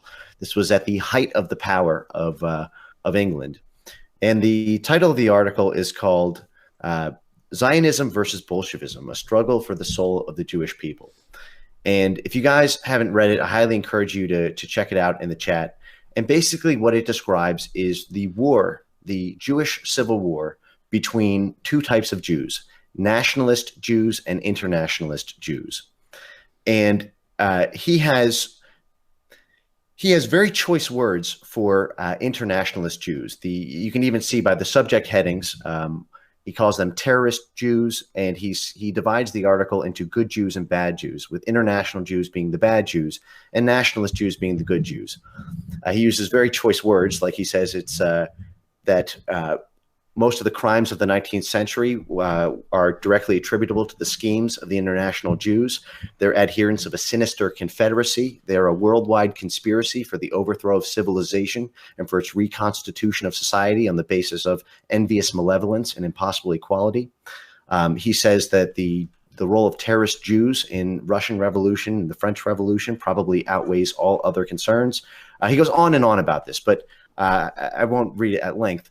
But he contrasts that with Zionist Jews, which he lavishes a fair amount of praise onto. But what unites the sort of spirit-destroying aspect of Jews and porn, like Al Goldstein and his ilk, and the Ben Shapiro types, in my opinion, are two different views on what's good for the Jews. This is not a very clean explanation, in my opinion, because I honestly think that the Jewish role in taking control of the diversity industry in the 1920s is what explains the negative aspect of Jewish subversion more cleanly than ethnocentrism. I don't think Jewish ethnocentrism was a problem before Jews could organize to power as they did with the diversity industry and using demographic change as a battering ram, but we'll get into that. But nationalist Jews like Ben Shapiro, there are the good elements of them in that I think I consider those type of nationalist Jews to be a positive force for taking on SJW culture and maybe to some extent open borders, depending on how base they are. But what you have now, unfortunately, and which is why I say the things I say and attribute it to Jewish concerns rather than just talking about right wing and left wing, is that the vast proportion of even nationalist Jews are often Israel first Zionists, and they may be sort of alt-right MAGA supporters, but they generally tend to promote civic nationalism. And the moment any attempt for white self-determination or white identity is promoted, that is asking the question, is it good for white people, as you would ask, is it good for the Jews? The moment that comes up, you will watch how these based right-wing nationalist Jews leap instinctively into super SJW status, and they're going to call you a racist anti-Semite who should be disowned, disavowed, demonetized, deplatformed, and bankrupted. So, and that's the Charlie Kirk types, the Jacob Wohl types, the Mike Cernoviches. I'm not going to name drop too many people because I'm not trying to make enemies here. I want to try to be a uniter. But the fact is, these are your based nationalist Jews who are having the real influence. And what you find is that not only are they're not neutral towards attempts at developing white identity, they affirmatively destroy them. What I'll say to Gabriel is I disagree with so many of your premises that I cannot answer the question. I disagree that Jews is the problem. I wouldn't say it's the problem. It's a problem to consider. I don't claim, just like Frame Game just said, that group preferences within Jews explains their goal. I think it's more complex than this. And as far as Ben Shapiro, Milo, and the porn Jews having the same goals, I think they each have their own goal. There is a common characteristic, which is I expect them to be somewhat allegiant to Israel, somewhat against white nationalism, but I don't think they have the same goals. I mean, Milo clearly doesn't act as if he wants to maintain the Jewish race. So since he's gay, so I think that these are three different people. I want to say we also have an issue here, just real fast. Adam Riley has pointed this out with a $5 super chat. Jeff, when we first had Halsey on, he had a TV in the background, right? Remember that? Yeah. Now, Adam Riley brings up Halsey, Echo, is stealing your backdrop, Andy. There was actually a few super chats about this. Halsey, can you explain, since you've been on the show, you've been I would say dollar store version of my background in your background. Go ahead, Halsey. Well, Floor is the yours. TV is the same one. It's right there. No, but he's saying that your soundboard, sound limitation foam on your wall, that's inspired by Andy, right? Is it? Actually, Andy was what made me look into it. Oh! I have 5 kids. There I have it 5 is, kids, evidence. and I tend to yell a lot at these things. So yeah, I wanted to find something that would help soundproof the room. Okay, But so and then I saw that. He learns from the best. yeah. Huh? I don't know. I don't understand. Like, why would that be an issue? Well, Pinochet Hold on, Ball Andy. threw $5 earlier to say, is anyone else kind of point out has Bara Yiddish copying Andy's backdrop? Also, White threw £5 to say, put those sunglasses on, Halsey. Your beady, scheming eyes are distracting. Do you want to? That is mean. I was gonna not read those super chats. Sorry. I apologize. Zach Longby threw a $10 super chat to say, "Fuck off, Halsey. Friend Games is our June now." Hey, come on, Halsey's. I think we'd all benefit if his channel grew too. So let's be nice guys. I'm not. This is not me. I'm saying it through. I know, Andy. Other human beings. I made Halsey House Jew. Come on, like that's like the opposite of bashing Halsey. That's making him All right. a regular on the show. Anyway, John Macintyre, you want to continue the idea? Yes. Well, yes. wait. I just want to let me just address something that they said about being Israel centric. Thievery? Oh, sorry. Go ahead. about Israel centric and being Israel first. The BDS movement is largely populated by Jews. The anti-AIPAC groups are largely populated by Jews. The pro-Palestinian groups are mostly exclusively Jews that are pushing for Palestinian nationalism in Israel. When you look at the people that jump up and screech whenever you mention Israel, an evangelical Christian who make up millions of people in this country would jump up faster than Ben Shapiro. And the reason being is because they all feel that America needs to be partnered with right-wing, ethnocentric, and nationalistic countries. They believe that those allies are what works. We always all complain whenever we see Obama with Cuck Merkel or with Tony Blair or with Marco or Sarkozy. We all complain that we said, look at who he's cozying up to, these open borders, ridiculous places. But then all of a sudden it's like, well, wait a minute, they're a fan of a right-wing ethnocentric government. Oh, that must mean that they hate us. I mean, it's a really stupid correlation to make. I'd like to interject here and just say that there's this popular notion that Republican Jews are sort of like Jeb Bush types, right? That they espouse, an Israel first foreign policy. Maybe they like tax breaks. They get us involved in all sorts of wars, but really they aren't quote unquote good Republicans, right? They're not hard on immigration. They're pro open borders.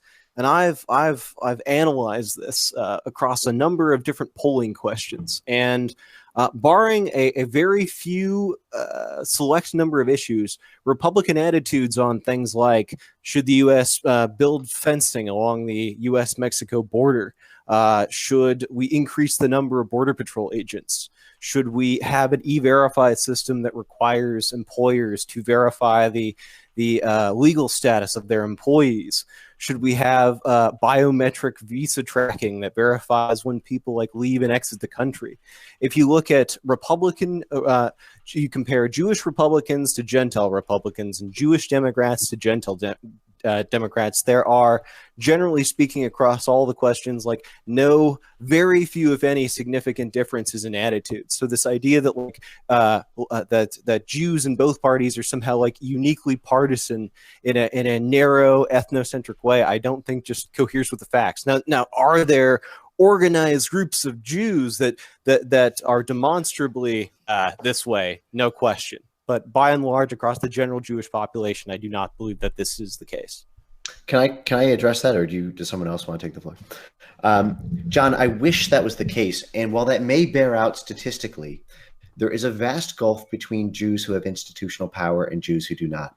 However, it may bear out statistically that more Jews who are Republicans are for the wall or who are based magapeds than regular sort of neocon Christians. That is not how it manifests itself in terms of political structure and political power. The fact is, what we have in the GOP, the GOP establishment, is still the dominant strain is neoconservatism. Neoconservatism used to be a Jewish slur word because it was developed by Wolfowitz, Podhoretz, the entire PNAC crew. Reaganism was infused with it. You had Buckley conservatism, which was the post-Goldwater. Basically neoconservatism turned. It was a Jewish intellectual think tank. Look, I do not deny that. Oh, sorry. There's a little bit of lag. And eight of the 10 top 10 largest political donors to the GOP, and this is GOPE, are Jewish. I mean, the fact is the money pours into the neocon way. Now, that may not be stable. Neocon conservatism may be on its way out. We'll see what the future holds. But when you talk about statistical data about how day-to-day Jews, Matt, that's like saying, well, because I agree with it, and Matt's our Semite, and a bunch of other Jews who message me every day say this, we're not the ones running the institutional power structure of organized Jewry. I don't disagree. I would fully agree that institutionalized Jewry and organized Jewry in both the Republican and Democratic parties are disproportionately advocating for these sorts of policies for this. Sure. And it's the Republicans for this sort of neocon attitude. I mean, this is honestly the problem I'm having with this is in a lot of cases, I don't actually disagree. Right. It's an issue of sort of like of an emphasis. Of that, I understand, but you can't address. But here, John, the thing is, you can't address my point, which is about Israel first neocon conservatism, until you're aware of just how vast the apparatus is. Like, do you know that in order to get money through the AIPAC network, which is everybody in Congress, virtually all 535 members of Congress have to sign a loyalty pledge to Israel? Because the AIPAC donor base, the JCRC donor base, is such an enormous part of American politics. It dwarfs anything else. That if you want to run for office, you need to sign the pledge. Cynthia McKinney has a ton of great videos on this. She's a former senator. Same with John Trafficant. There's endless data on this, man. And the problem is you need to sign a foreign country pledge if you want to play ball in not just national politics, but state and local politics because of JCRCs and Jewish federations. It's everywhere. And in fact, there's great exposés on this that were done in the UK recently because they're trying to do the same thing now in the UK. I don't disagree with the disproportionate amount of power that these various organized Jewish groups have, or their incredible influence over the Senate, the House, local politics, state politics. And that they're trying to influence these things in sort of a negative direction. And I also further agree that, like, obviously this shouldn't be the case. They're promoting policies that are absolutely suicidal to the West. But like the question is like the best way to deal with them. Pointing out the fact that they are Jewish, to attack them, I don't think is a good strategy. Pointing out the double standards and the fact that, like, we would not tolerate this behavior for literally any other group, even if it was like some sort of an Irish group that was just somehow disproportionately advocating for pledges for Ireland or for the Pope or Catholicism or some sort of thing, that would be totally unacceptable. And if we pointed out the hypocrisy, the double standard, and sort of the reasonable concerns over the double standard, that would be totally fine. John, Right, John, we've tried your strategy for 100 years. We haven't tried that strategy for 100 years. I have to ask, Okay, I want you to name me. I want you to name me a mainstream political, a powerful mainstream political institution or person who has ever attempted a large-scale run at political office who has endorsed the views that you have. Who has endorsed the views that I have? I can't. No, I'm sorry. Who hasn't? I'm sorry. Who hasn't? Who hasn't? Yes, apart from I would very pretty essentially none of them. Well, that's my point. We've tried your strategy for 100 years. I'm saying. I thought you were saying that, like, have there been any politicians that have tried the very thing that I'm proposing? I'm not aware of any that have. If you care to enlighten me as to someone who's, pointed out these sort of like anti-white or sort of double standard elements in the Jewish population without sort of like pointing at them and saying you're a Jew, therefore we should dismiss what you say, or using overly like sort of bombastic or mean-spirited sounding languages, I'm certainly all ears. I'm not aware of anyone that's trying to do that. That is an extremely straw man framing of my position on this. I mean, I explicitly said point blank. I wasn't accusing you of actually saying that, but I was saying without, like in a sort of a civil manner. Right. But my point is, you need to be able to talk about the political forces that are shaping American policy. And until you are able to enter that, see, you want it to come easy, John. I'm sorry to say, look, I mean, much respect, but this is my concern with people who've espoused the views that you have. You want it to be painless. You don't want to get called a racist. You don't want to get called an anti-Semite. Oh, no, I don't care. I want to have when those sort of accusations come up, I want to have a impervious, morally irreproachable, and practically persuasive answer to that, which is, you're a hypocrite. I'm pointing this out because you're a hypocrite, right? You are demonstrably a hypocrite. I have absolutely nothing to apologize for, and you are basically playing, your Jewish card. Let me suggest a better answer here. What if instead we tried to make it good for the Jews to talk about the JQ, just like it's good for white people now to talk about white privilege and white concerns? You see, what's happened is because of the strength of the diversity industry, if you want to make it in the Western world, and you're a white person, you need to kick the white people underneath you and swear allegiance to the diversity industry, set of 100 different principles about how white privilege and systematic racism and legacy of slavery and legacy of inequality and Jim Crow and all the way on down the line. You need to talk about that in order to increase your social standing, in order to get a job. It was very persuasive to me as a Jewish person to learn about what happens to white majority nations when they become white minority nations. That was persuasive to me as a Jewish person, because the fact is Jewish people do better in the diaspora than they do in Israel. Jewish people, and I've made this analogy between hawks and doves, and this is a point of disagreement. It's a point of reasonable disagreement. We can talk about that. But the fact is, I don't think Jews have it better anywhere else than in America. I think that's, and not only that, I was talking on the Luke Ford show like last week, and he brought up this point, which I agree with. I've been to Israel, and it's that when you put an exclusively Jewish ethno-state together, you have a lot of Jewish infighting that doesn't happen when you have Jews in a diaspora state where Jews start to get united and organized. And part of that is because Gentile culture is very high trust and permissive of this. But what's good for the Jews, in my opinion, is for white society to be strong and cohesive, and for there to be a smattering of diversity and not a complete takeover of it. I completely. But what I'm saying is, you cannot persuade Jews of that point until you show them the harm that they are doing. Actually, it's like that Simpsons episode where there might be an issue here. There's a lot of people claiming that Halsey is actually not a Jew. Are you LARPing as a look? Hopper, Crutton, $10. Halsey, no offense, but your entire persona includes your Jewishness. For all we know, you could be LARPing as a Jew. People are demanding that you provide your bar mitzvah certificate. If you want to be the house Jew here, we need proof. I didn't even think about. We didn't ask for ID. We didn't ask for fucking evidence. And also 23andMe results. Yeah, for now, you're not the house Jew. You'll be the porch Jew, is what people are saying, because they do not believe you're Jewish and that you're LARPing.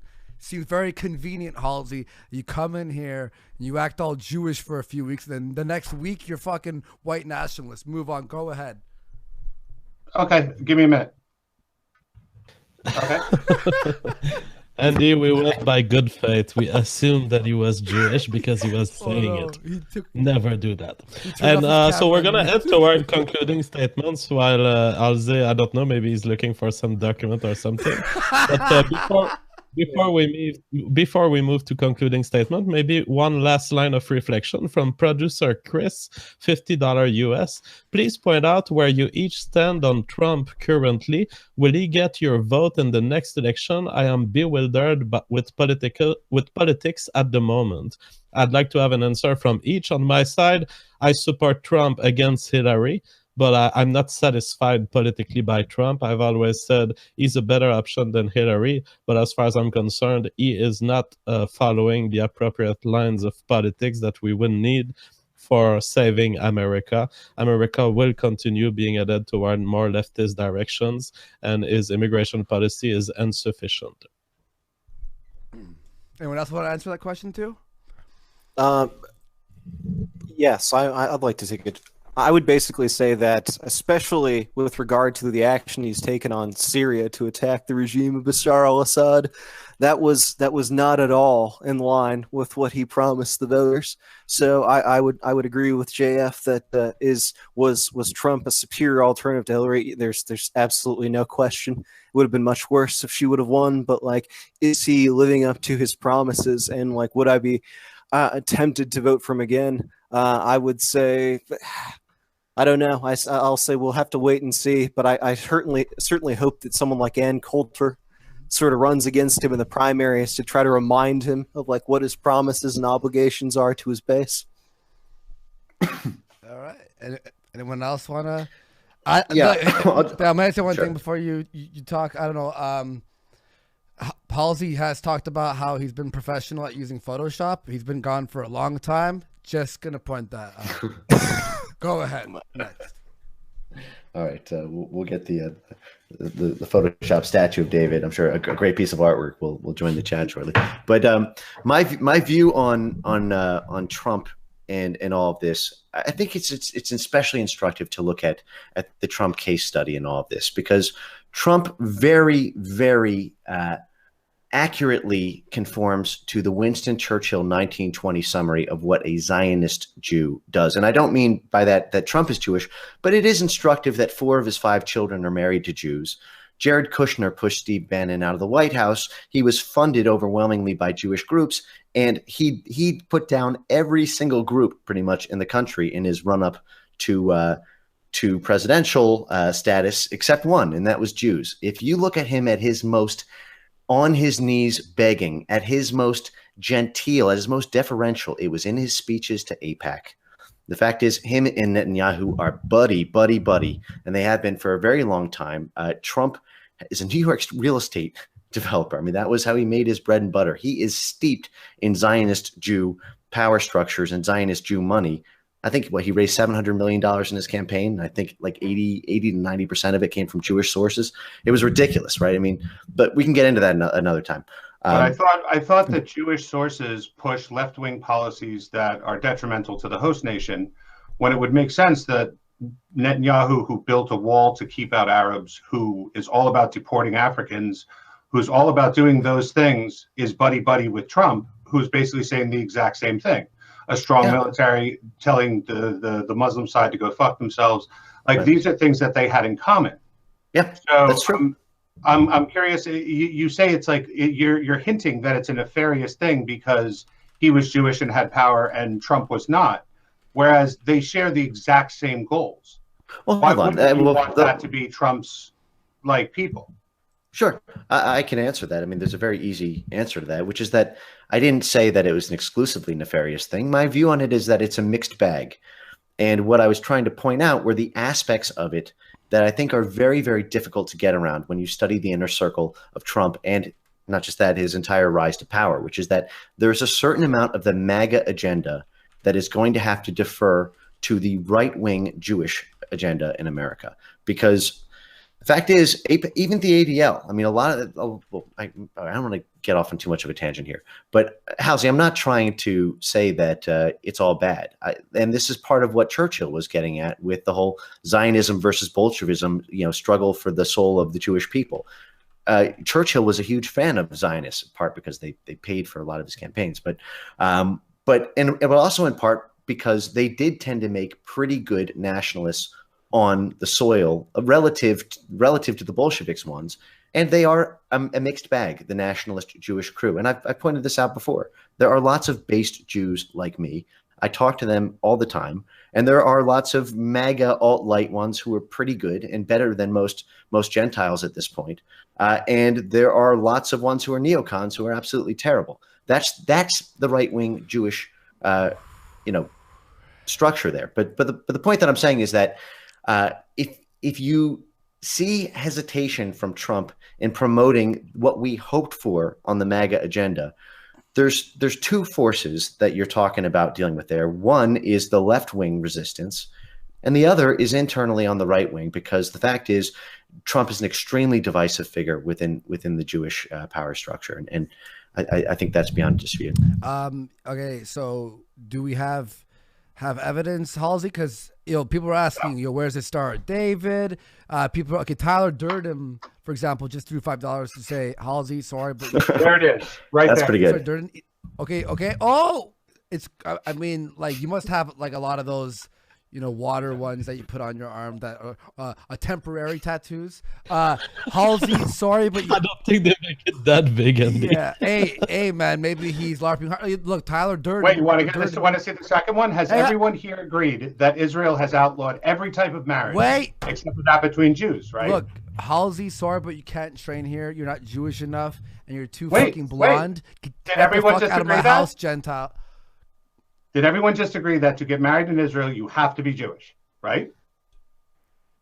I'm not aware of it, but I'll believe your word. Well, I mean, if you're Jewish, right? You are, right? I think Christians can marry Christians. I think it's interfaith marriage, which is not legalized. I don't think it's interesting that the Jewish. Wait, hang on. Do we have evidence here? This is my no idea. I can't. I saw that on God Award yesterday when I was playing it, and the kid had to read it, and it was like a language that didn't even exist. Well, I can't read what's written in there, but it does look pretty Jewy. It does. But hey, man, I can go on Amazon right now, and I'll be like, "Ramblings of a Jewish Person." Buy that for $20.99. Just saying. Anyway, not sufficient evidence, so you will continue to be the porch Jew until we get true evidence. Sorry, everyone. Andy, you're trolling. I'm not trolling. Stop trolling our intellectual guest, Andy. I've had enough of this. I am just trying to make sure we have integrity here, JF. That's all I'm trying to do. It's like I wanted to get into a conflict with you, but I can't. I'm not feeling it.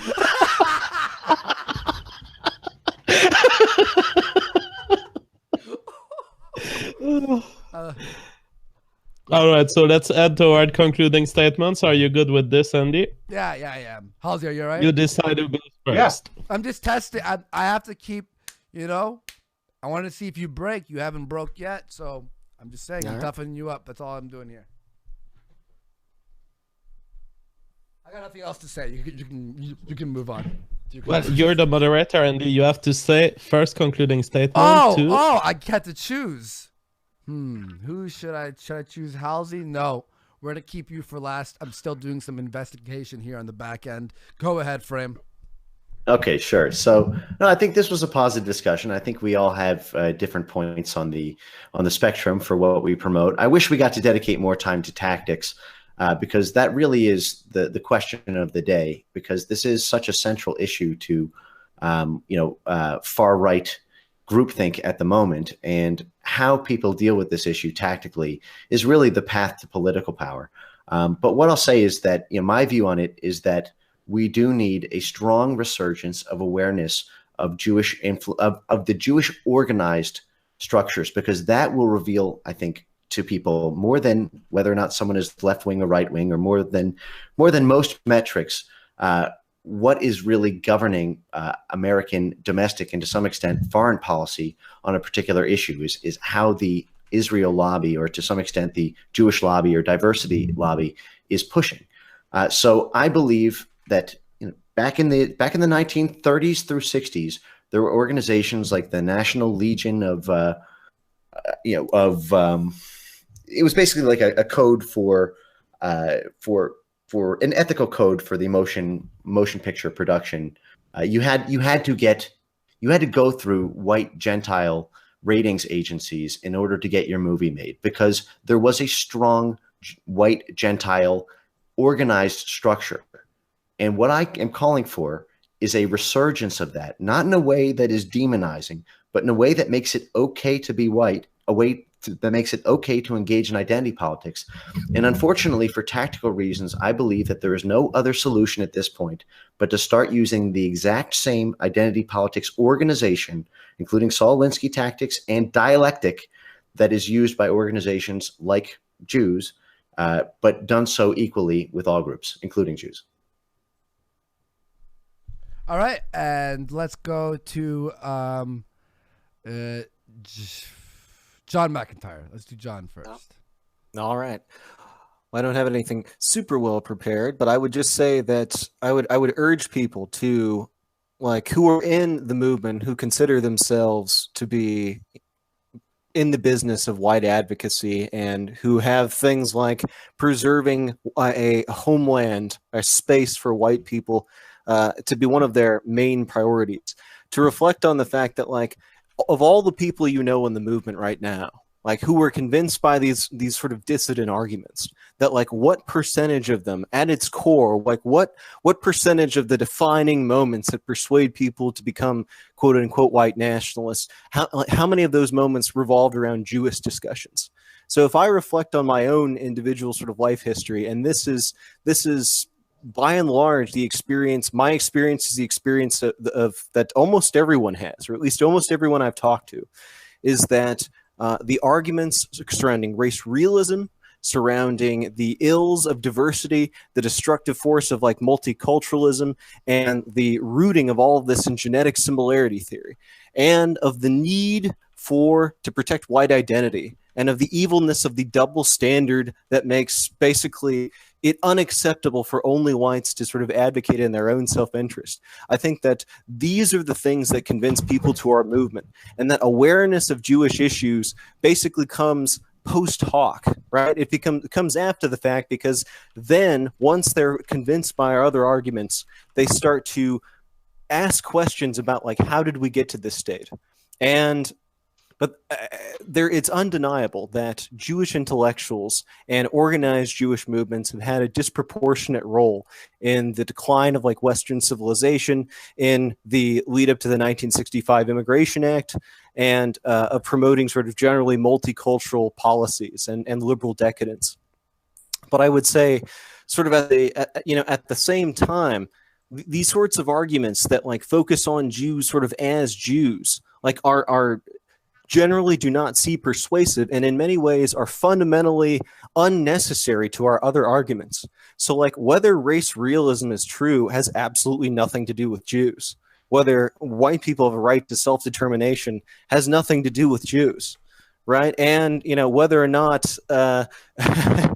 we will succeed, I think, ultimately has nothing to do with Jews. Although I would hope, at least, and I would hope that if a person with a Jewish background, if we have no reason to doubt their sort of sincerity, other than the fact that they're Jewish, that their background should not forestall productive cooperation between us. Now, of course, one should be wary of infiltrators. There's no argument there.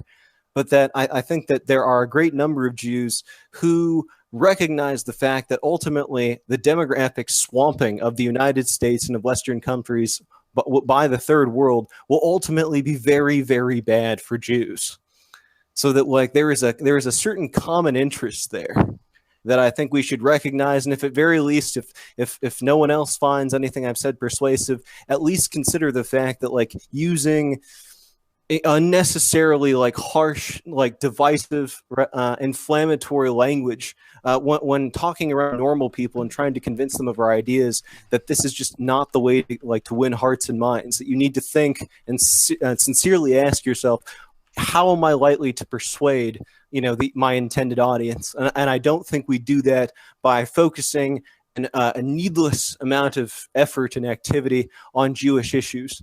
I think that, like, in order to even evaluate the kinds of arguments that we'd be making about Jews, that the overwhelming majority of the population does not and will not, like, take the amount of time necessary to appreciate these arguments, whereas I think they most definitely do with our other arguments, and I think our other arguments are definitively more persuasive. All right, JF? For my concluding statement, I will say I'm partly disappointed by John Macintyre tonight. Not because I disagree factually. A lot of the things, 90% of the things he said, I agree with. However, John, you have a way to frame stuff that is, you build strawmans. You say what things are not rather than saying what they are. We talk about the effects, we talk about the measurable effects of Jewish preferences in their political preferences, and you build strawmans that you attack. You say, oh, well, not all, or they are not overwhelmingly. Well, the point of the alt-right right now is not that they are overwhelmingly or all in a certain way. The point is that they differ from us, and we have to take consciousness of this. As far as the pragmatic argument goes, it's based essentially on considering the JQ as an argument for persuasion. But I don't see it that way, and I don't know that fellow alt-righters see it that way. I see the understanding of the Jewish question as an essential tool. You cannot understand current geopolitics and current American politics if you don't understand that there are people around you who look white but who think differently. And as far as Halsey's contribution tonight, it was pretty silent, which is actually proportional to what Jews should have to bring to the white nationalist strategic operation, which is almost nothing. If I might respond here. So I would say there's a world of difference between understanding, in many ways, the historical causes of something and being able to address what the underlying problem is. So imagine you're a Ukrainian back in 1986, and Chernobyl has just exploded. Would it be any real consolation to you if the Soviet government said, "Ah, comrades, we've done an exhaustive investigation. We've spent tons of resources, months and months, and we've found that objectively the cause of these things are the fact that there was an experiment that went wrong, and reactor 4, there was a buildup of pressure and it exploded and radioactive particles went in there. And look, comrades, we propose spending a lot more time and energy dwelling on exactly the causes of this issue and who was responsible for that experiment going wrong." If you're a Ukrainian on the ground and you hear something like that, and you're in Chernobyl, like a natural thought that would occur to you is, I mean, that's interesting and that matters in some, sort of cosmic sense of justice and, preventing this from perhaps happening again. But I don't care. I'm dying of radiation and I want the radiation to stop. And that's really my concern. Is I'm far less concerned about the antecedent causes of this and far more concerned about the most practical and effective way to get, to clean up the radiation. All right, perfect. And Halsey? I find Frame Game's end statement a little interesting because this seems to be a lot of what the JQ is focused on. It's speaking out of one side of your mouth saying that the power is overwhelming. There's a subversive nature amongst Jews, and it needs to be pointed out, and it needs to be done in a way that's subversive and uses Alinskyite tactics and basically adopts the strategy of the left, because after all, then they will be able to stop the Jews who are using the strategy of the left. And I don't understand how, if you're saying that they have this level of institutional power, that you'll be able to subvert them that way. Secondly, I don't understand if you're going to do the exact same thing, then how are you any different? Like, what have you gained in any way, shape, or form? I can answer both of those. Hold on. Secondly, We're talking about Jewish influence in white nationalism. I don't want influence in white nationalism. I keep saying that. I keep saying I want a white ethno-state because I don't want a part of it. I want to continue to have the influence I have in my part of America, which adheres to the American Constitution, which is I don't live in a 93% white state. I'm perfectly comfortable where I am. And I don't think that taking a Northeast kind of metropolitan view of it and saying we need to get out there and convince people that have never met Jews that there's a Jewish problem in the power centers of the country, therefore what can be accomplished by it, as opposed to making sure that those 93% white states stay white and if need to are able to form a country that is not inclusive of Hispanics and Jews and blacks and whoever that they want. So I don't come to the table claiming to be an advocate of white nationalism in the sense that I want a part of it. I come because I think it can serve as a strong ally, number one, and number two, as a model for what nationalism can accomplish.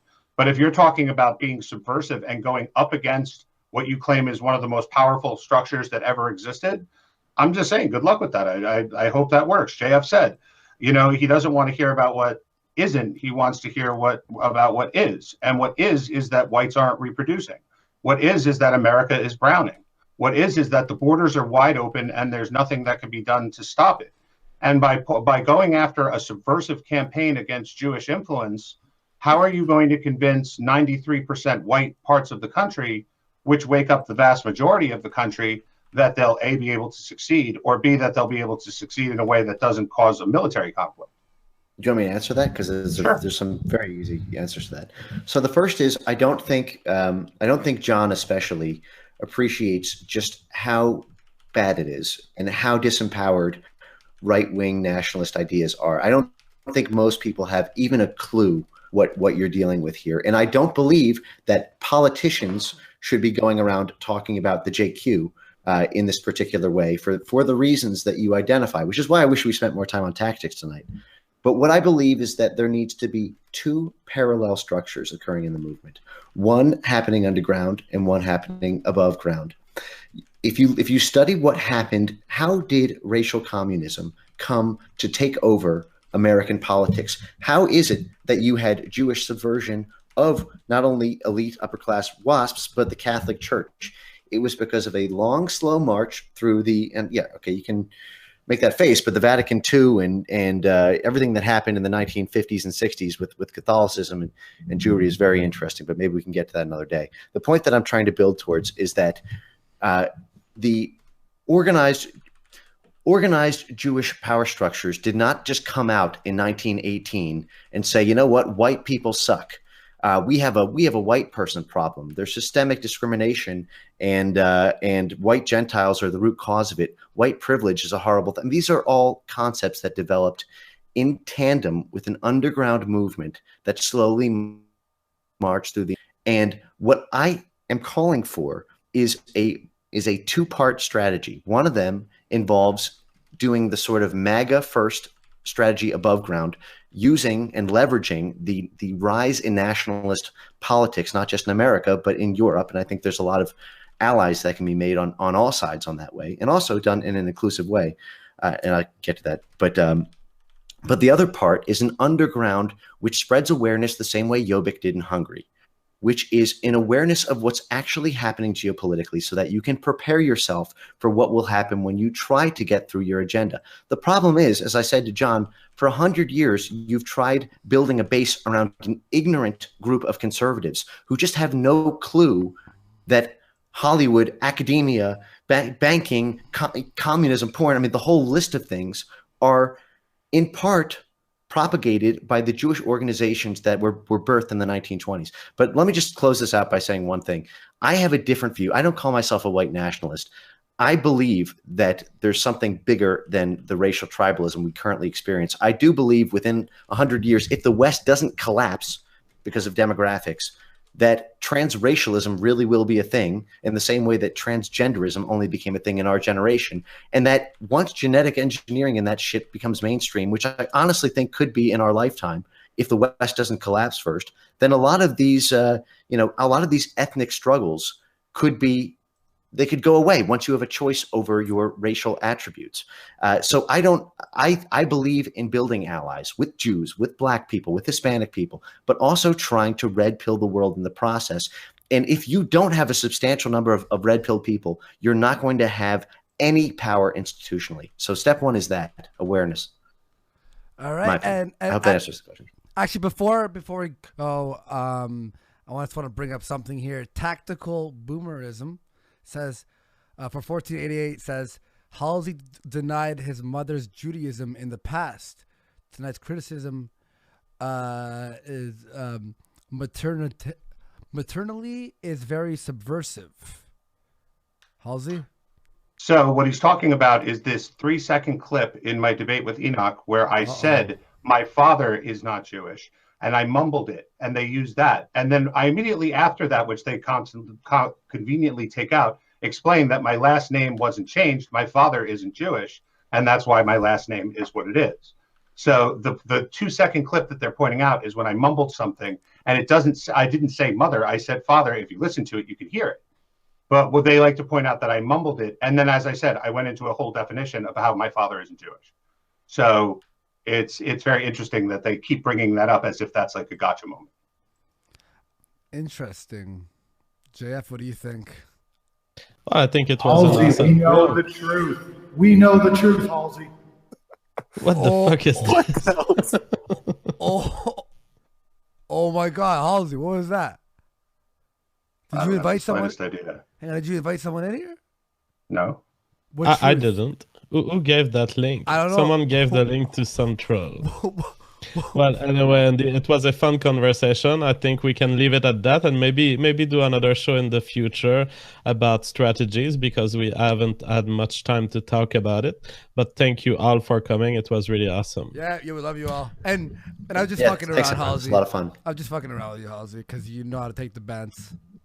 No, yeah, no, I'm not worried about it. All right, cool. But seriously, figure out like a new background, just so we differentiate a little bit better.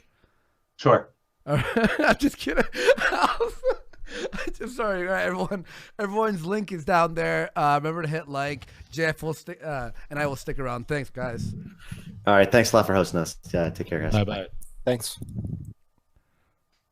Well, someone says on the Warski ghetto, JF is also partly Jewish.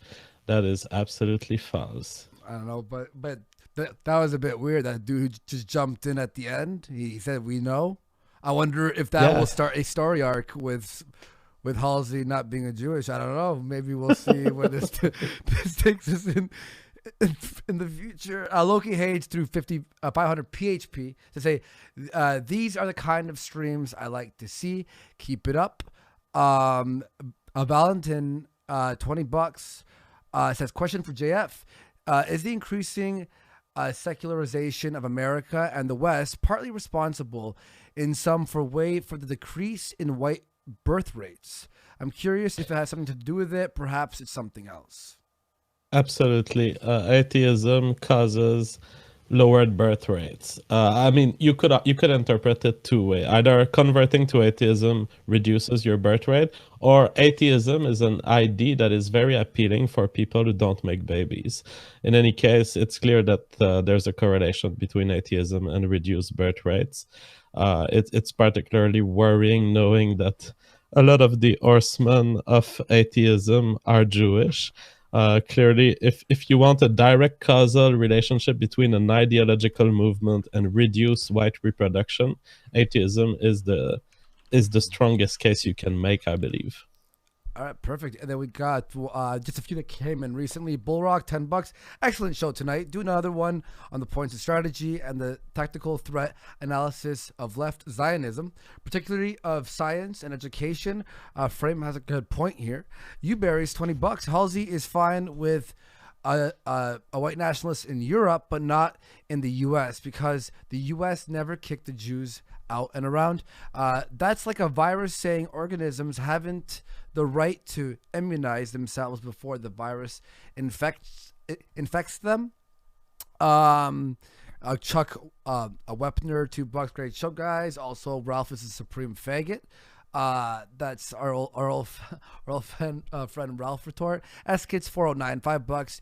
You guys really need to do a poll at the end of these. He's saying that he fucked up the spelling of We that. resolved that at the very beginning when I started working here on Warski Live, and I said I don't want good intellectuals to be afraid of coming here and face a survey that says, "Oh, you lost."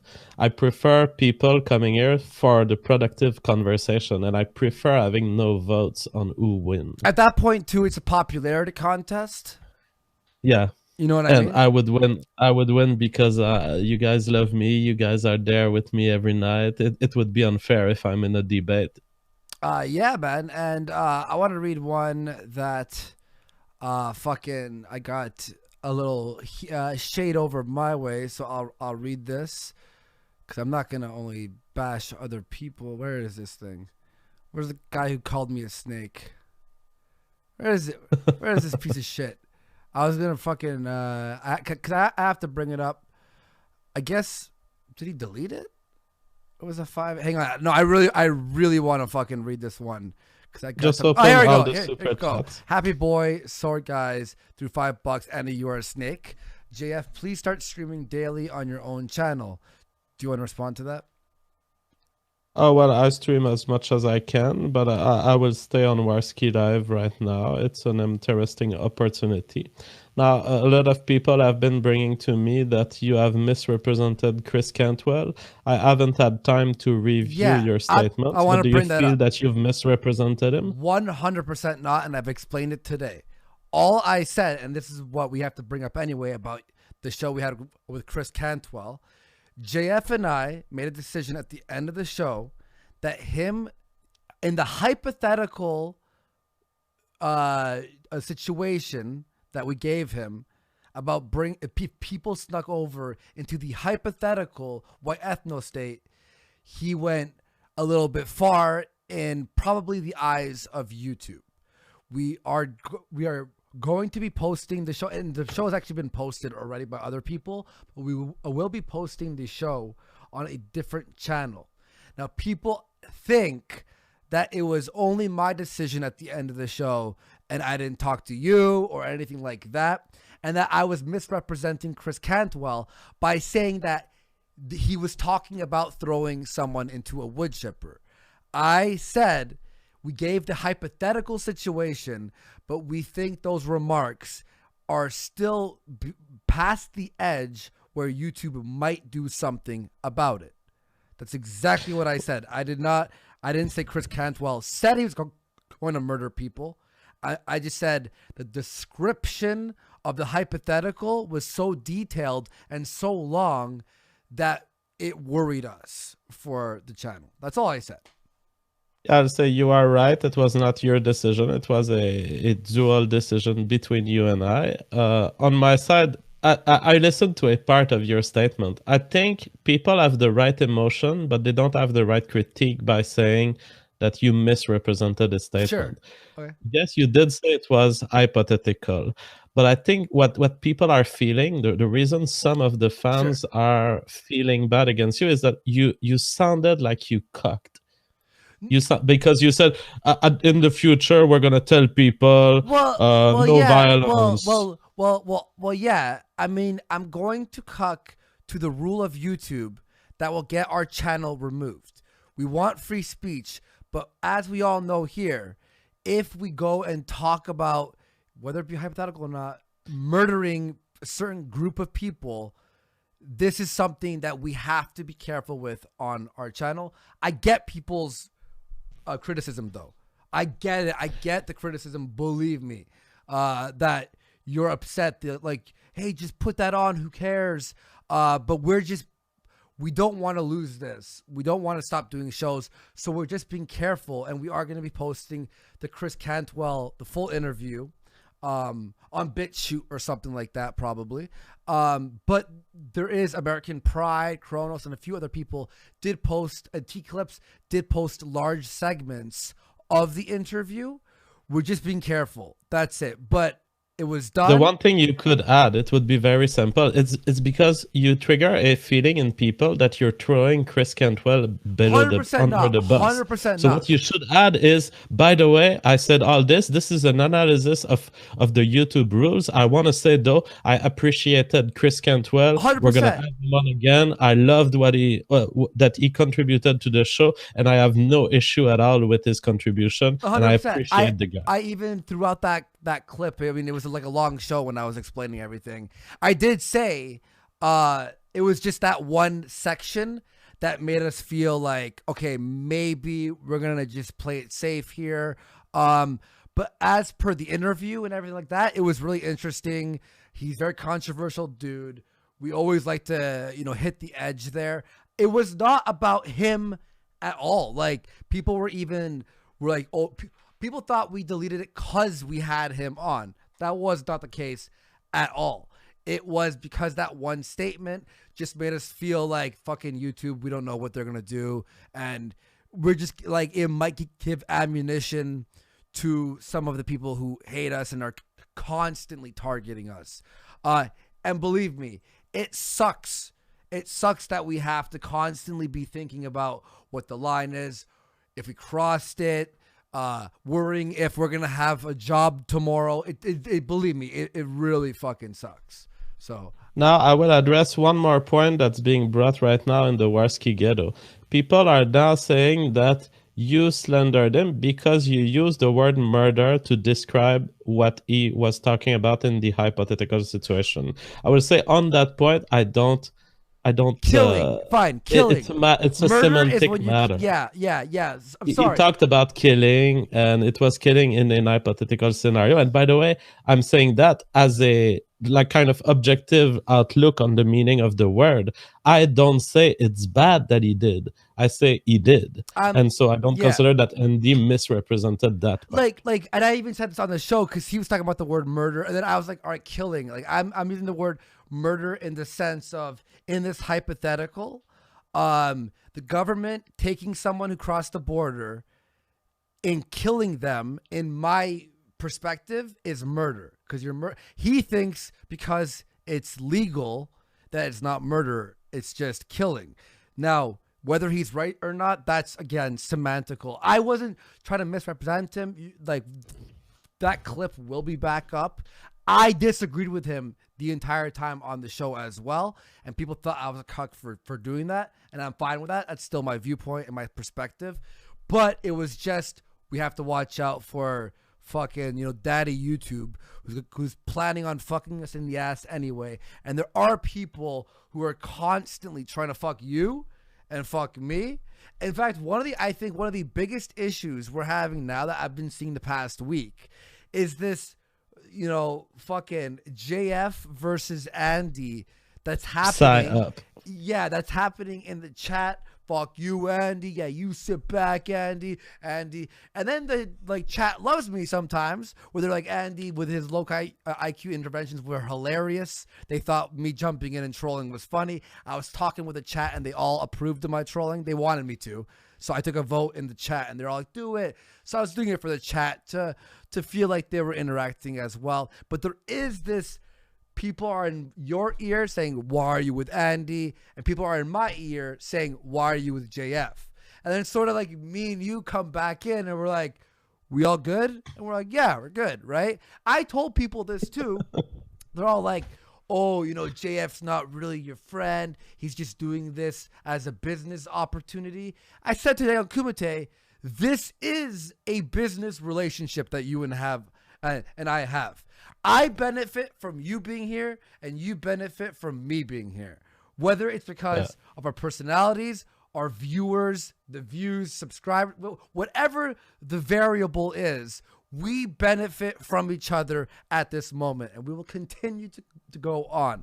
I am aware that JF uses me for the show, but I use him for the show as well. We are using each other, and we shake each other's hands. I throw you a paycheck, and we say, see you on the next show. This is like, not like, I'm not like at home like, wait, is he using me? I pay the motherfucker. I pay the motherfucker. You know what I mean? So yeah, there is this big All debate people right now. coming to my channel to say, JF, you should leave Andy. You should go with Nick Fuentes and start your own show, or you should go with Aiden Paladin. I'm the most autistic person you've ever met, people. I will never listen to comments like this. It's not that I don't appreciate it. I know it comes from a place of love, but I don't listen to people. I don't learn from people. I analyze situation factually. And the reality is the equilibrium between me and Andy will last as long as it's viable economically. Yeah, and then let's say hypothetical in 1 year's time. You and I are sitting here. The show sucks. We've somehow we're so far apart from each other that we're both uninterested. The audience dwindles. No one wants to support the show, and the show ends up sucking dick. You and I will have a discussion and be like, "All right, looks like you and I have to shake this up somehow. Either we try and evolve the show, or we go our separate ways." And I'm not gonna be like, fuck JF. Oh, no, I'm going to go, that was what it was. I'll stay in touch with him every now and then and say, what up? Hope life is good. And that's what we're going to do. But the fact that especially given how it started, we have no plans. We just started and it was good and we kept it going. So if it stops in 2 weeks, it's going to have been good while it lasted. If it stops in 2 years, it's going to have been good while it lasted. Yeah. And who knows, maybe you and I will be sitting here in 10 years' time, and this has been our full-time job for that time. And we're like, isn't it funny on our fucking fifth month, people were saying this won't last? I don't know if it will last. With YouTube, I've switched genres because my interests or my skills or where I've got, it might happen. Who knows? But currently, we're loving life. I'm loving life and the show. But I have seen an increase on this whispering on both sides. People are trying to make you and I hate each other. And that might be people who have valid criticisms or people who are trying to destroy us. Whatever it is, here's my official statement on it. So I wanted to bring that up because I see it. You want me to hate on Andy? Don't comment on my YouTube channel. Send me a contract of $100,000 a year salary. I will wipe the floor with Andy. Yes. And if you pay me 100 G's to fire JF, fuck yeah. All right, we're looking for the first bidder of 100 G's. That's my price right now. So you guys make a Kickstarter about it or something. Collect your money. Think about how you're gonna approach me. That's what it's gonna take right now. Someone just said, "Who cares?" Thousands of people. That's why we're just bringing it up right now. Yeah, that's why there are all shows made about our relationship and whether it's adequate. You know who fucking, oh my God, who hates you, JF? You know who literally, it's like every day, Tommy C is on a warpath to destroy you. That the other day, he got drunk, went on stream, and was fucking waxing poetic about how much this guy doesn't even hate you politically. He hates you from the inside out, from the core. That's my job, Tommy C. Yeah. You're my customer. Yeah. Yeah, someone just said, it's so true. Me says, this relationship is such a roller coaster. And that it is. And that's what keeps it interesting. By the way, our next show is going to be on Thursday at 7 p.m. It's going to be so exciting. We got Ben from Drunken Peasants. Ben. Tonka from Kumite and Fairley from Kumite. We're going to be talking about YouTube business, the roller coaster that is the business, internet blood sports, and sort of talking with them about all that stuff. And then tomorrow at 12 p.m. Eastern, me versus Paul's Ego on the Kumite. So 12 a.m. 12 p.m. doors open Eastern on Kumite, and me versus Paul's Ego. What will it be about? He's angry about something I did in 2016, which I don't like. It like I know I was an idiot then.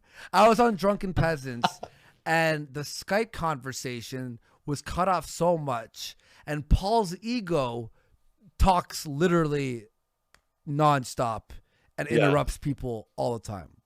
Now, what's happening with Paul Zigo? Is he streaming? Is he doing a show or something? Him and TJ have their podcast, and it's called Deep Fried. I think it's called Deep Fried, and with Scotty, right?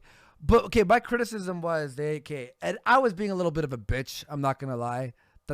That's a part of it where I didn't speak up, and they didn't ask me anything. So my criticism was like they don't fucking know how to have a guest on, but I should have just plowed through. But I was nervous, big fan of TJ and all that stuff.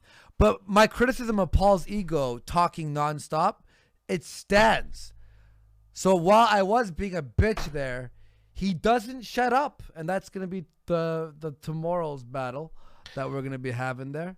I like. If you want to have a measure of how inappropriate Paul Zigo is as a media professional, look with his interview with Milo Yiannopoulos, one of the greatest failures in the history of media. Really? Absolutely. He cut Milo Yiannopoulos with low IQ points. He was totally failing. If you want to see Paul Zigo, if you want to know what's a 90 IQ intervention, go see Paul Zigo. Andy, you'll even gain confidence in yourself after seeing that. Well, I've actually started to realize some people now, they want me to low IQ intervene. But you remember earlier tonight in the super chat, I was like, go ahead, Andy, fucking cut us with some super chat or something, bitch. Yeah.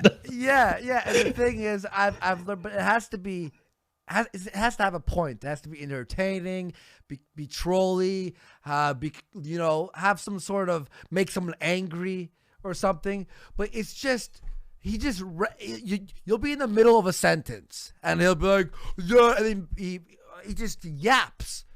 So I like Paul Zigo, but that's from bitch ass fucking super leftist Andy.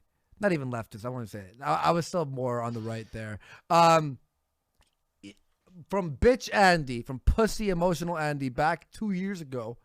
Yeah, I was a little bit too hard on them because I didn't speak up. But it's hard when your Skype's not working and you're just constantly just in the fuck. Shut up. Andy, I'm thinking about tomorrow and I'm saying to you, use a strategy that I call in debate reframing. Don't let him make it about your 2016 behavior. Bring him the Milo Yiannopoulos interview failure and go watch it tonight. Okay. You will have weapons against him and just destroy him on the committee. It's going to be hilarious.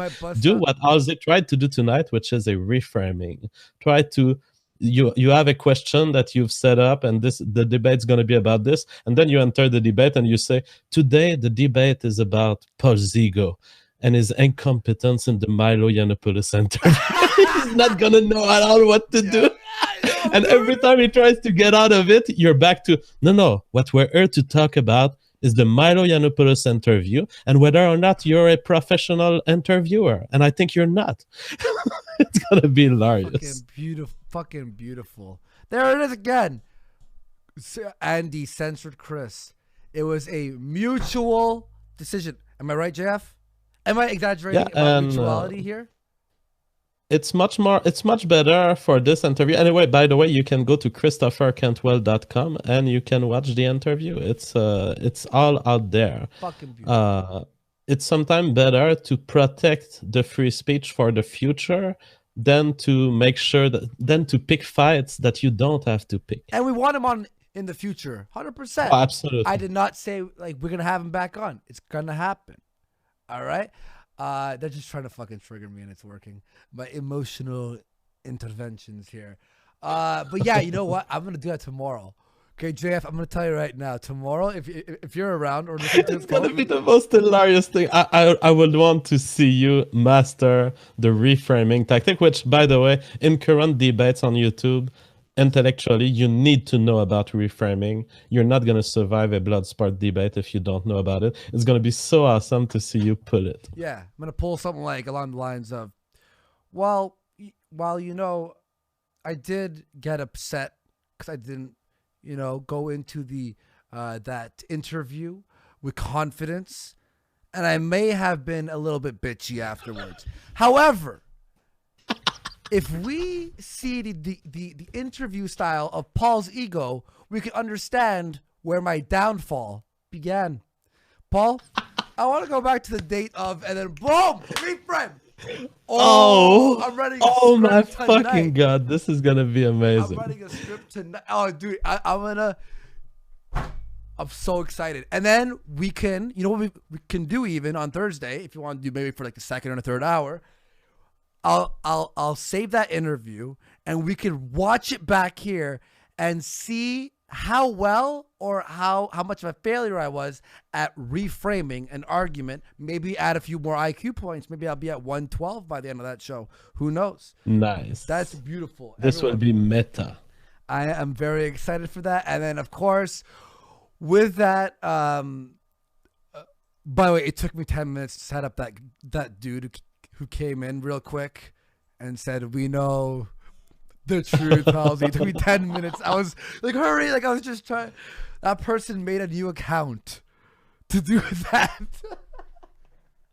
Well, it's someone who masters eco. So there are a couple of people who have adopted the eco this week in the Bloodsports community. Ralph has some, I think it's been a few weeks, and there was a new person. I have to rewatch my Bloodsports. I think I could identify that person. Ooh, shit. Maybe you can. And by the way, if you enjoyed the show, remember to hit like as always. I'm pumped for tomorrow. That's brilliant, JF. Oh, that's fucking... Because he thinks it's gonna be a shouting match. No, this is going to be a deconstruction of Paul and his interview abilities as a media professional. If he starts screaming, you let him scream until he gets tired. And you're like, all right, now you've said what you had to say. And then you move on with the No, here it is. Another example of Paul's ego fail ability to be on the public space. I'm busted out tonight. My suit. I'm bringing my suit. I'm gonna go failure. Make sure I'm on cam for this one. I'm gonna be in a fucking suit. Oh my god! I'm gonna shave my underbeard, make myself look nice. I'm gonna fuck him up. Oh, dude, I'm pumped for that. Anyway, with that being said, hang on. Let me just share my screen with you, so you could follow along there, JF. And by the way, smash that like button if you like this show. Smash it up. And some exciting shows to come. We got the one on Thursday. We have one coming, men versus women. That's going to be beautiful. We have... I feel that I'm biased after my Karen Strahan video. Don't you think people will perceive me as a non-neutral moderator? Well, I don't know. Yeah, probably. However... I would like to actually help you on one thing you mentioned yesterday on yesterday's show. By the way, everyone, check out JF's show yesterday. It was fucking awesome. I really enjoyed that hour. I would like in a few months for you and I to become the head of the men's rights activist movement.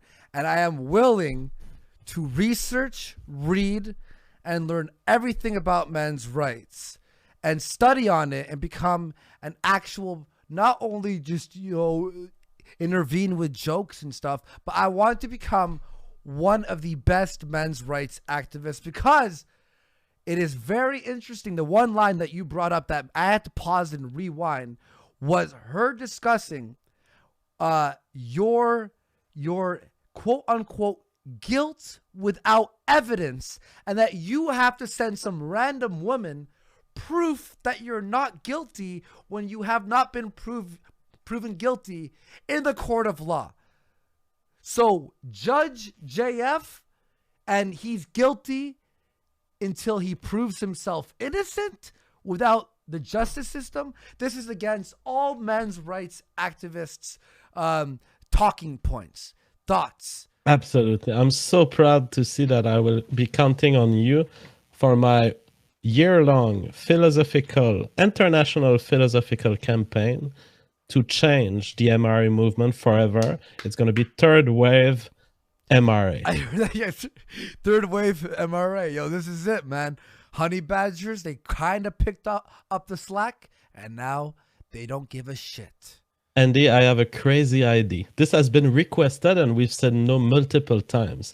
How about we do a regular standalone video on your channel about a question related to men's rights? 100%. I have the DSLR camera. I have the background. I got the editing skill. I can toss in. You know what, JF? Maybe we're going to go 200,000 views again.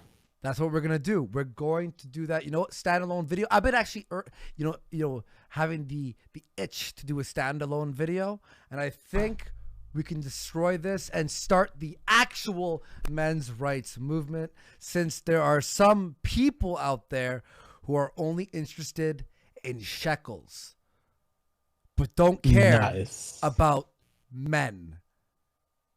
Even your normie viewers are gonna be excited. They're just anti-feminism. They're not pro-men. It's easy to be like, I hate feminism because blah, blah, blah. But where do we help them? Where do we start to help the men? JF and I will start tackling actual men's rights activist movement, talking points, and actual things that will propel men into a better tomorrow. JF? I want to cry. I'm saying yesterday, your stream, I love that topic. And when you put the, I believe it was the 17 sins or 12 sins. How many was it? Yeah, 16 sins. Okay, 16 sins of the. I was like, that is a brilliant base to start off the men's rights movement. And our quote unquote leader of men's rights broke all of these sins or most of them. Yep. All right, so that's what we're going to be doing, and let's start reading the... And by the way, if you have any comments, ideas, tweet us, comment below, all that stuff when the video is done, obviously processing. And me and JF will do this. This is going to be a part of the show. And then we're going to look back one day and go, hey, remember the honey badgers? And you're going to go, who?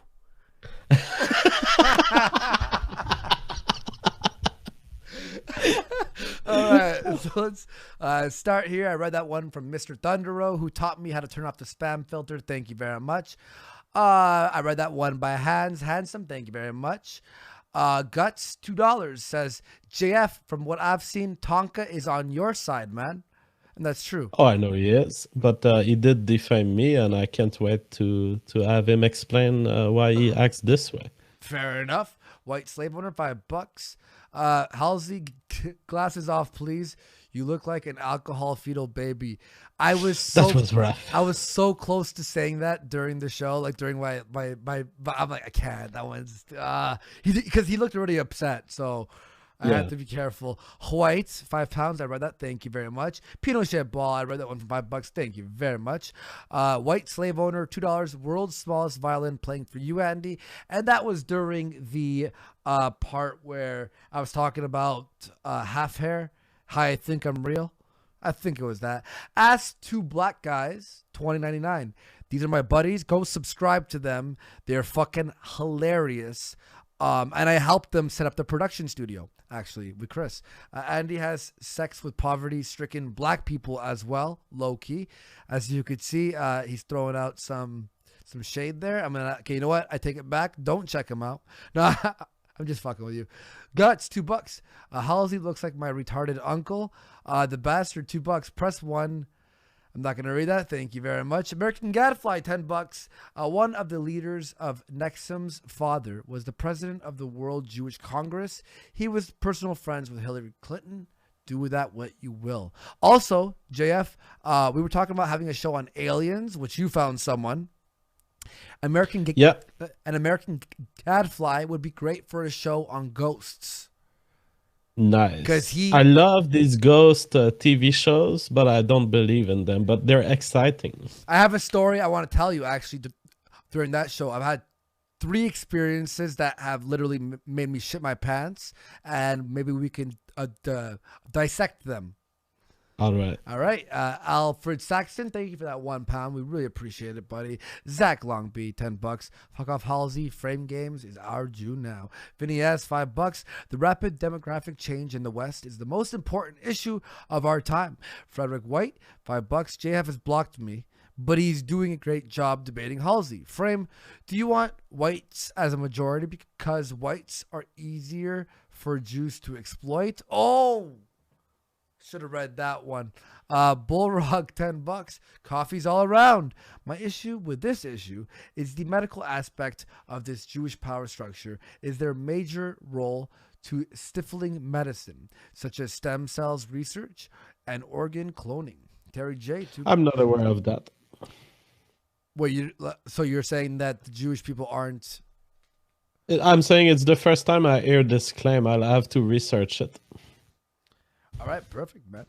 Right, we got Terry J, $2, some shekels for the news intro. Love it. Stein, $5. Can you guys try to organize Kevin McDonald versus anybody? Nobody is anywhere near as educated on Jewish influence in the West. He's a smart old goy. That'd be very interesting. White slave owner, $2. Listen to Macron C. Fagan. Good detail on the JQ. Matthew Robinson, $2. Halsey, I would. Jade West, but thank you very much. Jade Westfall, $2. I would. Oh my God. Matthew Robinson, $2. On second thought, so would I. Oh no, pedo shit ball. Halsey makes plenty of his own gas. You guys, pinky culture has been harassing me to take a picture of my pinky. I'm gonna do it right now. Can you read? Yeah, hang on. Okay, read the next few ones while I send him that. White slave owner, $2 Australian. I will not read. Commander of the 88, $20 US. Andy, you've created this awesome show with JF and it's getting better all the time. Don't let the stumbles discourage you. Hey, the 3-part debate idea is perfect and needs to be implemented more. Watch out for internet snakes. Max Tojo Pat, $2 US. In my country, there is no problem. Vinny S, $2. Top 10 anime plot twist. Clausen, $7 US. Andy knows and reads the super chats the way the user actually intended it to be read, even if they did not realize this themselves. Bex Fire, $5 US. I think you're looking at it one level too high. Bex Fire, $5 US. Orthodox Jews are conservative. It's secular Jews that are left-wing against their own interests, since the left loves the Muslims who wants them dead. Hawaii, £2. Andy, get Enoch on. Dick Fingers, $20 US. Andy, JF, and people A, B, and C. Great work. Keep it up. Watching from start 40 minutes ago. This gonna be good. Clausen, $14 US. They aren't true Jews. They aren't true Muslim. They aren't true Scotsmen. Said by every group wanting to discard their bad apples without reproach. Very well said. Black D Dragon, €5. Hashtag not real Muslims are Jews. Wake up, you morons. $5 US. And I'll read after that one if you want to read that. You'll have to scroll. Henry Ford wrote The International Jew, the world's foremost problem about the subversion of Western culture in the 1920s. Everybody needs to read. Pinochet Ball, $10. Yo, Frame, don't forget to mention the large land grabs and purchases. I read that one. Thank you, Pinochet. We really appreciate it, buddy. NWO Dispatcher, $2. Halsey, is Paul Kivel a Jew? I'm not white, I'm Jewish. Leecher, €5. What 10% of the Jews want is irrelevant. This is a democracy. We are not getting what the 10% want. We get what the other 90% want. Happy boy, sorry guys. This is where he said I was a snake, and you should start streaming on your own channel. All right, man. You think I'm a snake? I'm trying my best here. I don't think Sorry. Uganda, not Conda, $5. Ask about the claims made in the protocols of the. I read that one. Thank you. White slave owner, $5.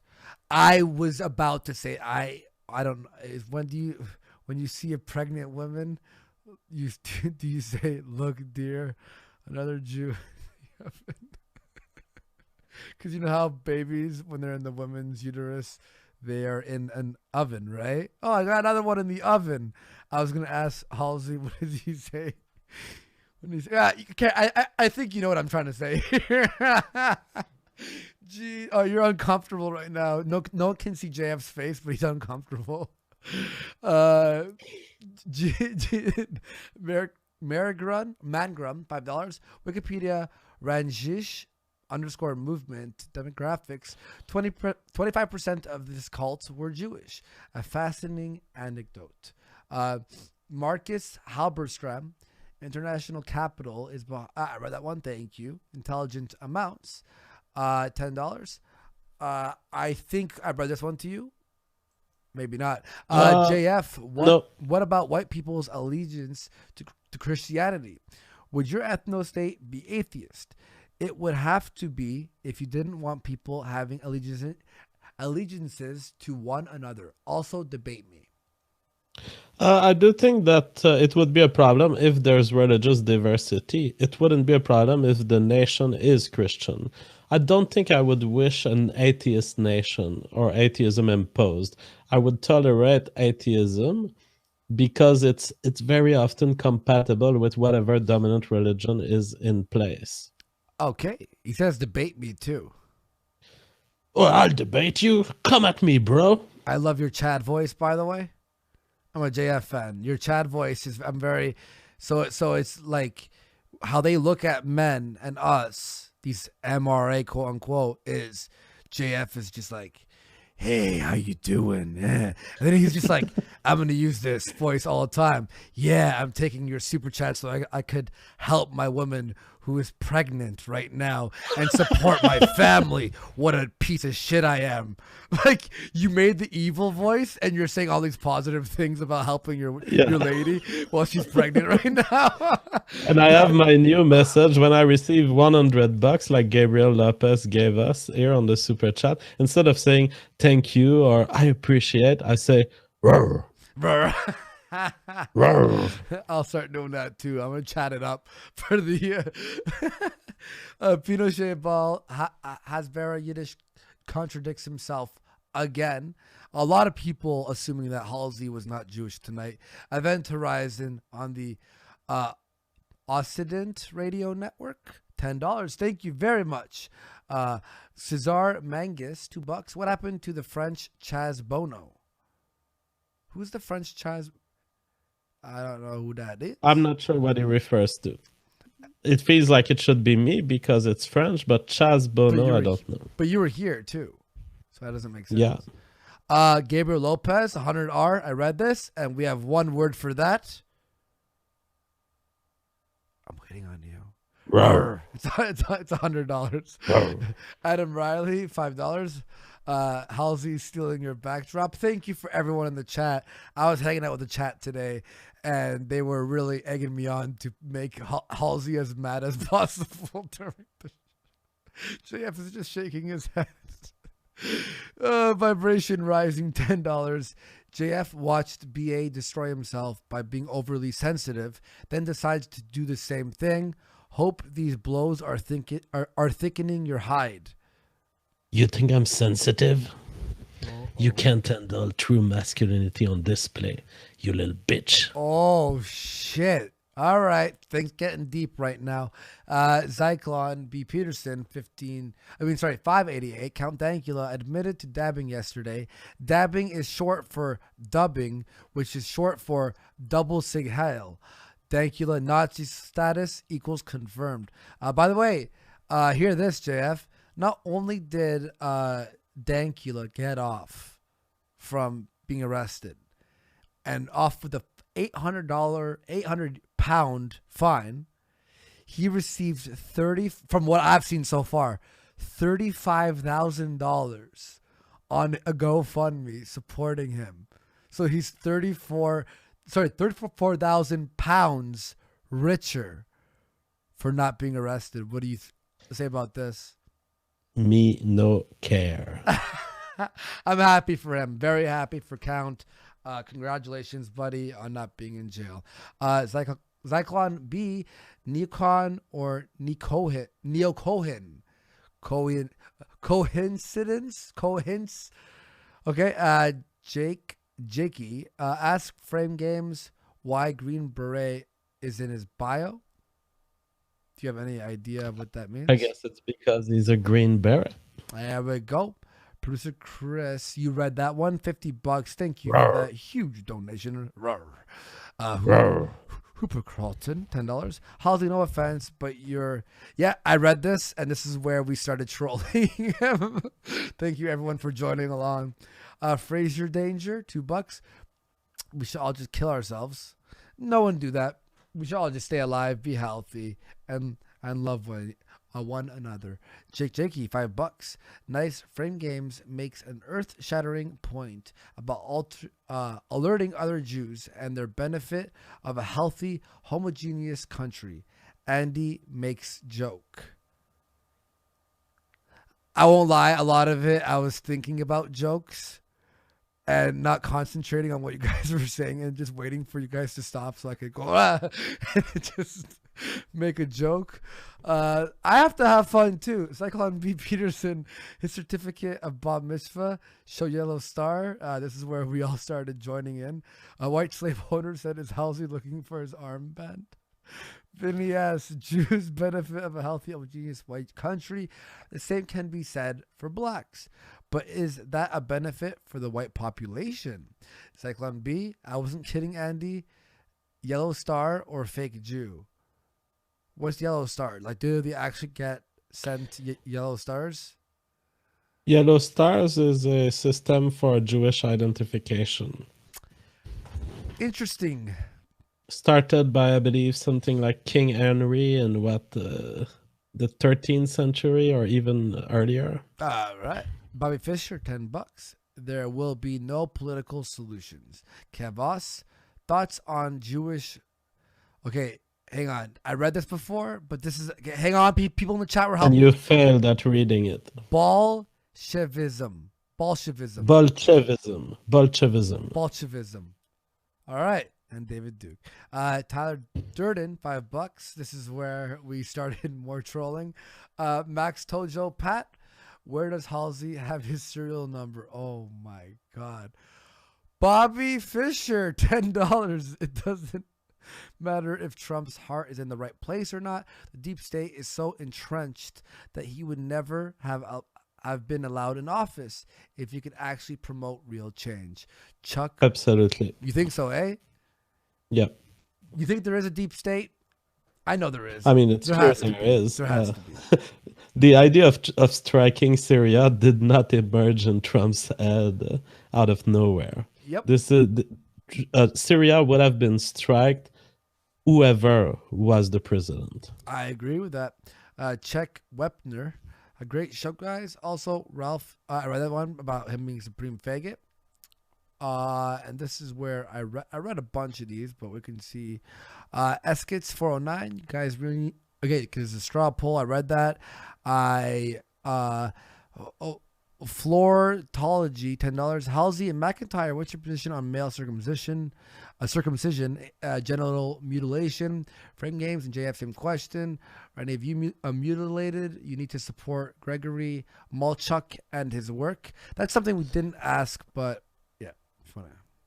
We can do a special episode on circumcision, but I'm not circumcised and I'm generally against it. I'm not strongly against it, but I don't like the idea of doing stuff without the consent of babies. Why are people so against it? Like, what's the maybe we'll talk about that during the actual show, right? The idea is it's there. Why would you cut it? It doesn't serve a function. It doesn't save babies from anything.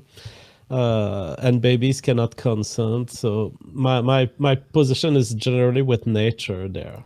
All right, maybe I'll just I'll start reading about dicks for the next few weeks, and we could talk about that. Definitely, And 100%. it's actually something you need to know about if you want to be an MRA, because the MRAs often bring the point that, oh, we're scandalized by female genital mutilation, but we do it to males and no one cares. I have a lot of reading to do.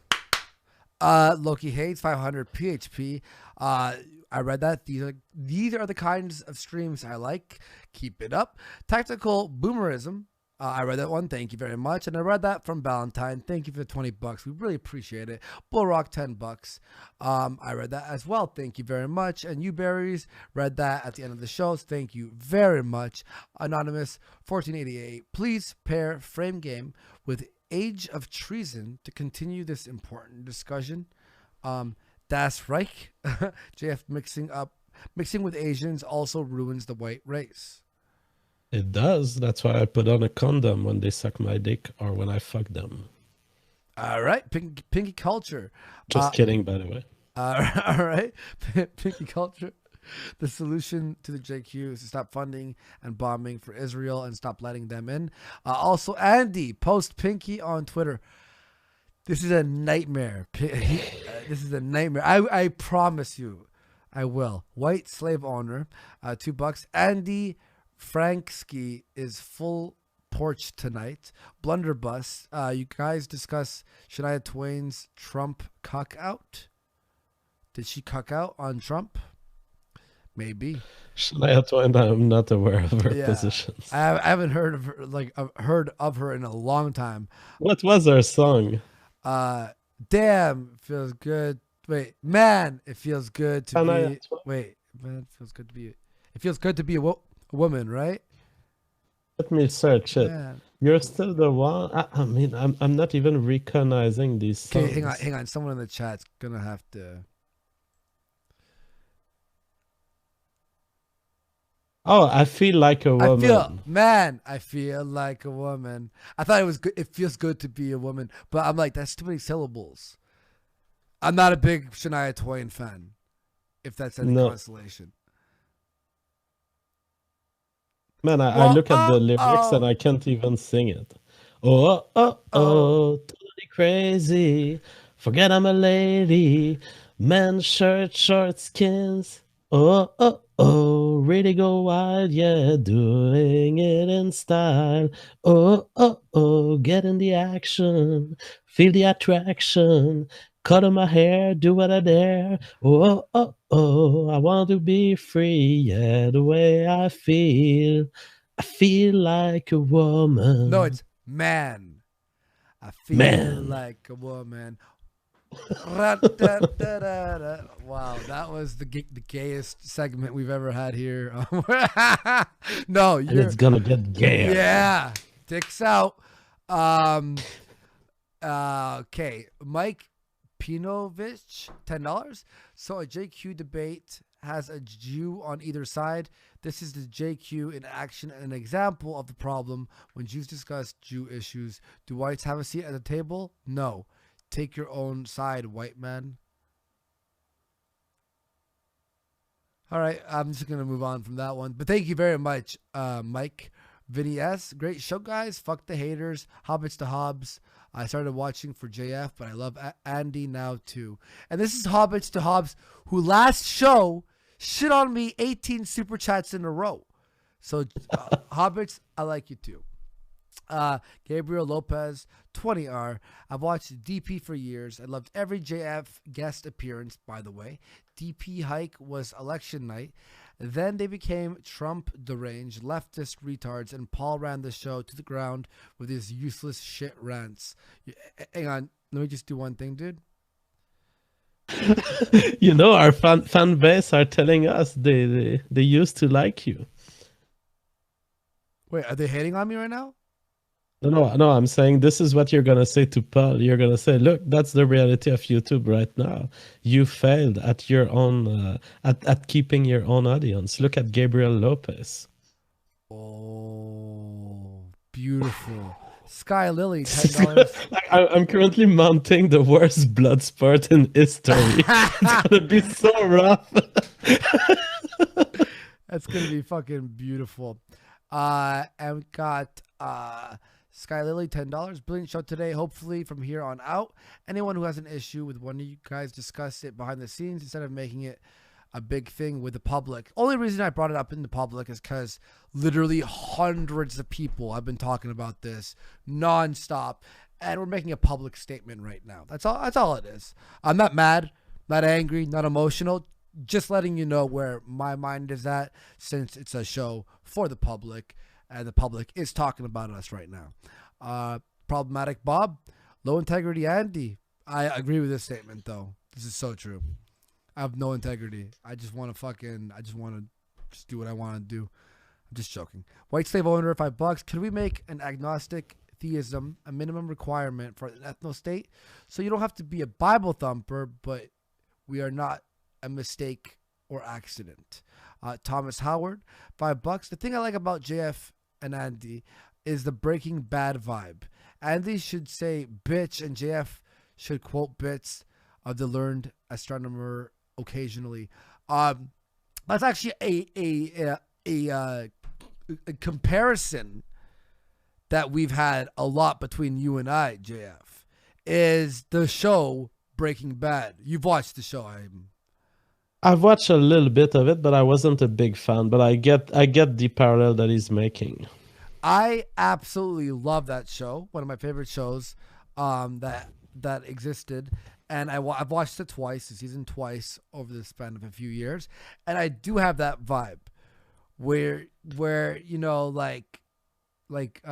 Walter was more serious, more calculating, and then would yell at Jesse. And Jesse, he was still strong on his own, but he had that more, chill vibe. And then the one amazing thing that happened during the debate, Frame Games wants to send me a Twitter DM saying, this John guy is such a normie. He really slowed down the intellectual flow of the discussion tonight, but instead of sending it to me, he sends it to in the group chat. Ah, shit. What an idiot. What an idiot. Come on, Frame Games. Control your output. Your information output. He sent it to the wrong guy. Oh, that's so fucking funny. Anyway, everyone, we really hope you enjoyed the show. Remember to hit like and help support the show. We'll love you all. Thank you for watching, and we'll see you all on the next Warski Live. Bye-bye.